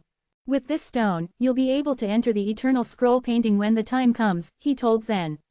However, your soul of light needs to ascend to this stage first. In order to enter the eternal scroll painting, one's soul needed to be integrated with the physical form, and his soul of light remained at a lower stage. However, Zen had already cleared the path from the blooming jade stage to the grand plane stage, so there wouldn't be any problems for him to enter the latter. Meanwhile, Fire Emissary, Pierce, and the others simply waited on the bronze ground. Nobody talked and there was not a peep, not even a whisper amongst them. An hour later, the silence was broken by a few gasps as a streak of white light swept across the bronze ground. The relief sculptures immediately changed before their very eyes. When the current scene in the forest appeared, Pierce and the others all heaved sighs of relief. The figures of the other shore creatures couldn't be seen that easily since the picture was so small, but they could distinguish their broken limbs if they looked hard enough. Fire Emissary smiled when he saw this before he turned around and left. Pierce could only stare at Fire Emissary's back, lost in thought. He initially thought that the element spirit race left behind some traps in the stone forest. To his surprise, they didn't seem to have done so. What did the Fire Emissary seek to gain when he did this? Was it just truly to send the members of the 3 other shore races to their deaths? True, these 3 other shore races were weak and had no eternal realm master, so why would the element spirit race suddenly decide to kill all of them? For sheer entertainment? That couldn't be it. Just as Pierce continued to mull this over, a white vortex suddenly appeared beside him. From the vortex came forth Zen, Winchell, and the rest of their brethren. Winchell, Pierce shouted in glee at the sight. Winchell gave him a smile and a polite bow. As he stood up, his eyes also caught the Fire Emissaries retreating back. Pierce, this is too weird. I think so too, Auden chimed in. That's not the only issue. Haven't you noticed? The element spirit race's actions against Zen have been extremely weird. Zen's eyes gleamed with apprehension upon hearing Auden's words. If the element spirit race was indeed in such a hurry to obtain the golden red chaotic source spirits and stop Zen from entering stage 33, then they should have gathered all their strength in order to deal him the killing blow. If it truly mattered so much, then why didn't Yellow Thirk, Divine Farmer, and the Chaos Ancient God behind them take action? Their forces in the source world chose to stay put, and, even if they attacked Zen several times on the other shore, they never really made any trouble for him. The element spirit race was holding back. This last attack couldn't even be called a proper offense. Everything smelled fishy. A noticeable frown was plastered on Pierce's face. What is their true purpose? Zen could only sigh in resignation. I'm afraid the element spirit race are the only ones who truly know. Pierce huffed proudly in response. No matter, he declared, you'll be able to reach the eternal realm in the near future since you've obtained the heavy stone. It doesn't matter what kind of wicked scheme the element spirit race is brewing. As of the moment, Zen had obtained 18 imprints in total. So long as he entered the eternal scroll painting with no problems, then he was set on his way to becoming an eternal warrior. He was now strong enough to kill the blood spirit tortoise, and once he reached the eternal realm, he would finally gain the ability to save Eastern Emperor Tai and Yasmin. Once Fire Emissary left, he began to cross over hundreds of miles on the bronze ground. Soon enough, he came to a halt in front of a strangely shaped relief. In front of him was the relief of a circular, blood-red building, the Blood Assembly, the element spirit race's base camp in the Grand Plain stage. Fire Emissary took out a light stone and lightly tapped it on the ground, creating a white vortex that he could use to enter the world within the relief. Given his status and identity, he was not actually qualified to enter the Blood Assembly. Only those like Yellow Thirk and Divine Farmer were given such high privilege. Thus, Fire Emissary had no choice but to relay everything to a Moonfire slave who would then deliver his message to the higher-ups. Not long after, a small orb appeared in the innermost part of the Blood Assembly. This orb was made up of pure elements and had a small flame floating inside it. Buzz. The flame continuously changed, rising and falling before it finally took on the shape of a human woman. So long as they wanted, the element spirit race could change into any form. This was one of their abilities, complete transformation. In the past, the race strictly regulated the form its members took, however, time softened such restrictions until all of them were eventually lifted. Thus, more and more race members began to take on more unique shapes and a large number of them preferred human forms.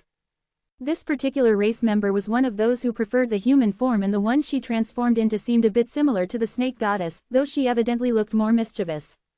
She merely floated within the orb and looked up at the top of the space. "Les, what did you call me for?" At the top of the space, directly above her, was a circular mirror, and within it was another member of the element spirit race, a thunder spirit. Les, the thunder spirit, looked at the fire spirit with sharp, raging eyes. "I've just received the reports." "What did you do, Claire?" Claire merely blinked and a small smile made its way to her lips. "Carrying out the task given to me by the great Eye Spirit," she declared proudly. Les looked like he was on the brink of exploding. "Eye Spirit ordered you to kill that human brat." There had been a lot of troubles at stage 33 recently, and there was a need for the powerful element spirit race to deal with them carefully, thus, they handed the other, less significant matters over to Claire. When Les received a series of reports detailing Claire's failed attempts at killing Zen, he was naturally furious. Claire obviously wasn't taking her job seriously. They were bound to be a laughingstock if people found out that the almighty element spirit race couldn't even deal with one human boy. "Eye Spirit doesn't really want to kill the human," Claire muttered with a pout. "Cut the garbage," Les snapped. He was overcome with emotions, and a terrifying aura engulfed his surroundings as bolts of lightning began to emanate from his orb. Claire huffed. "I'm serious. 9 Holy Soul imprints and 9 Bone Tribulation imprints. This human is the first ever creature to have received so many, and he deserves our expectations." Chapter 3380, 3 Purities Stone. "What are you expecting? This guy to get to stage 33? Les asked furiously on the other side of the mirror. The element spirit race had once regarded stage 32 as their base camp too. The race occupied many regions in stage 32. The Blood Assembly stood at the center, while the other shore races within a radius of 100 miles were considered to bend to it. For the element spirit race, they might not take even an Eternal Realm warrior seriously, because the Eternal Realm masters were only rare in the source world. As a great number of other shore races had gathered in the 32 stages, these races could always produce 1 or 2 Eternal Realm warriors after many chaotic eras of reproduction. However, after reaching the Eternal Realm, many chose to move to stage 33. Very few chose to stay in stage 32. But Zen was special. He was the only one who had 18 imprints, an indicator of the great potential he possessed. "I just have expectations for him," Claire smiled. "But don't forget that he is on the opposite side. He is our enemy, not our friend," Les snapped. Claire chuckled at this. "Sometimes the enemy's enemy is also a friend, right?" Les looked startled, but he finally came to his senses after a brief pause. "You mean our real enemy is the Nihility race?" "Yes," said Claire, nodding. "At the time, Eye Spirit's wrong decision gave the Grand Master of Heaven a chance to survive. Who would have thought that that same guy would gradually become so powerful? He's now threatening the foundation of our element spirit race. Even so, do you expect the human race to stand with us? Is it even possible? Don't forget that we still have the primeval Lord of Heaven and his fellows in our custody," Les said. The conflict between the element spirit race and the human race was so huge that it was practically irreconcilable. "We don't need them to stand with us," Claire said with a mysterious smile. "Don't forget that the conflict between the Nihility race and them is greater than what exists between them and us. The goal of the element spirit race was not to destroy the entire chaos, but to stabilize it into a normal state.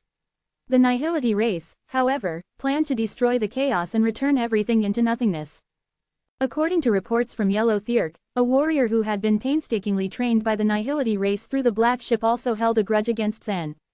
Les was silent for a while before he spoke. "Does Eye Spirit agree with this idea?" No, Claire said, shaking her head. But I believe that he will agree. It was thanks to Claire's persuasion that Les had calmed down. I will speak with spirit, but you need to guard stage 32. What happened in the Blooming Jade stage shouldn't happen here. The element spirit race hadn't ever expected the Blooming Jade stage to face such defeat. It had shocked the entire race. No one had thought that Zen could release the bald giant from the cold prison, which in turn led to the loss of the Blooming Jade stage. The influence and strength of the element spirit race in the Grand Plane stage were far greater than those in the Blooming Jade stage. Moreover, the Grand Plane stage wouldn't suppress their strength and they had the help of the Eternal Realm warriors. Hence, they would hardly lose as they did in the Bloom Jade stage. Go ahead, said Claire, shrugging. Her figure floated in the ball, and her slender legs slowly gathered together before she burst into a flame. After obtaining the heavy stone, Zen and the others chose not to return to the Temple of the Oneness Sky Palace. The Grand Plane stage was safe for them as long as they didn't enter the Eternal Scroll painting. They continued to walk north for a while, and as they did, triangular sculptures began to appear on the ground. A small round hole sat at the center of each of these sculptures. These triangular sculptures are called Three Purities stones. Only with them can one enter the first volume, Pierce explained. Zen's gaze followed the densely packed stones. There were creatures sitting in the corners of a few of them. He found it strange that the three creatures sitting in the corners of the same Three Purities stone all looked the same. Sir, what's going on with these creatures? Zen asked. Have they already entered the first volume? Pierce nodded and reached out to point at a Three Purities stone. The three creatures in this stone are actually the same creature. The one in this corner is his soul of light, this corner is his physical body, and the last corner is his eternal body. The eternal bodies of these creatures still remain here? Zen asked curiously. Of course not, Pierce said, shaking his head. Most of the Eternal Realm Masters have entered stage 33. These are just traces they've left here. Pierce then turned to Libby and said, you can find a stone and enter it. Place your soul of light in it. This will improve your strength of the Holy Soul Realm. The Three Purities stone integrated body and soul into one and sent the warrior to the first volume of the Eternal Scroll painting. The warrior would obtain the eternal body after reaching the Eternal Realm. But the creatures in the source world only appeared on the other shore using their souls of light and couldn't enter the first volume of the Eternal Scroll painting.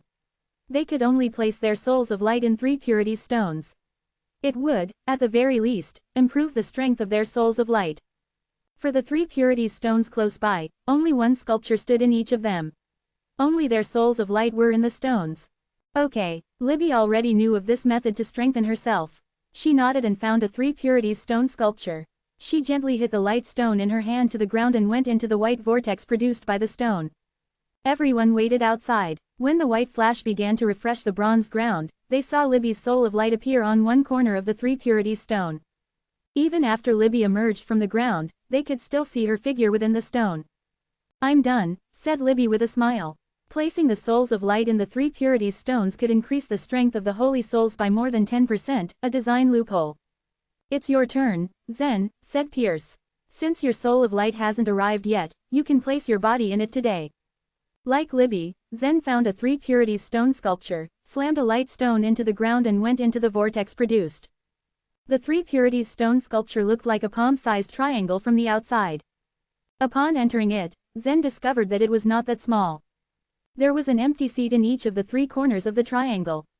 He randomly chose a seat and sat down on it. The moment he sat down, his entire body seemed to freeze and become one with the triangle. How do I get off now? Zen muttered, stunned, but on second thought, since even Libby's holy soul had been able to leave, there was no reason for his body to be stuck here. Just a gentle flow of his strength would make it easy for him to escape from the seat he was on.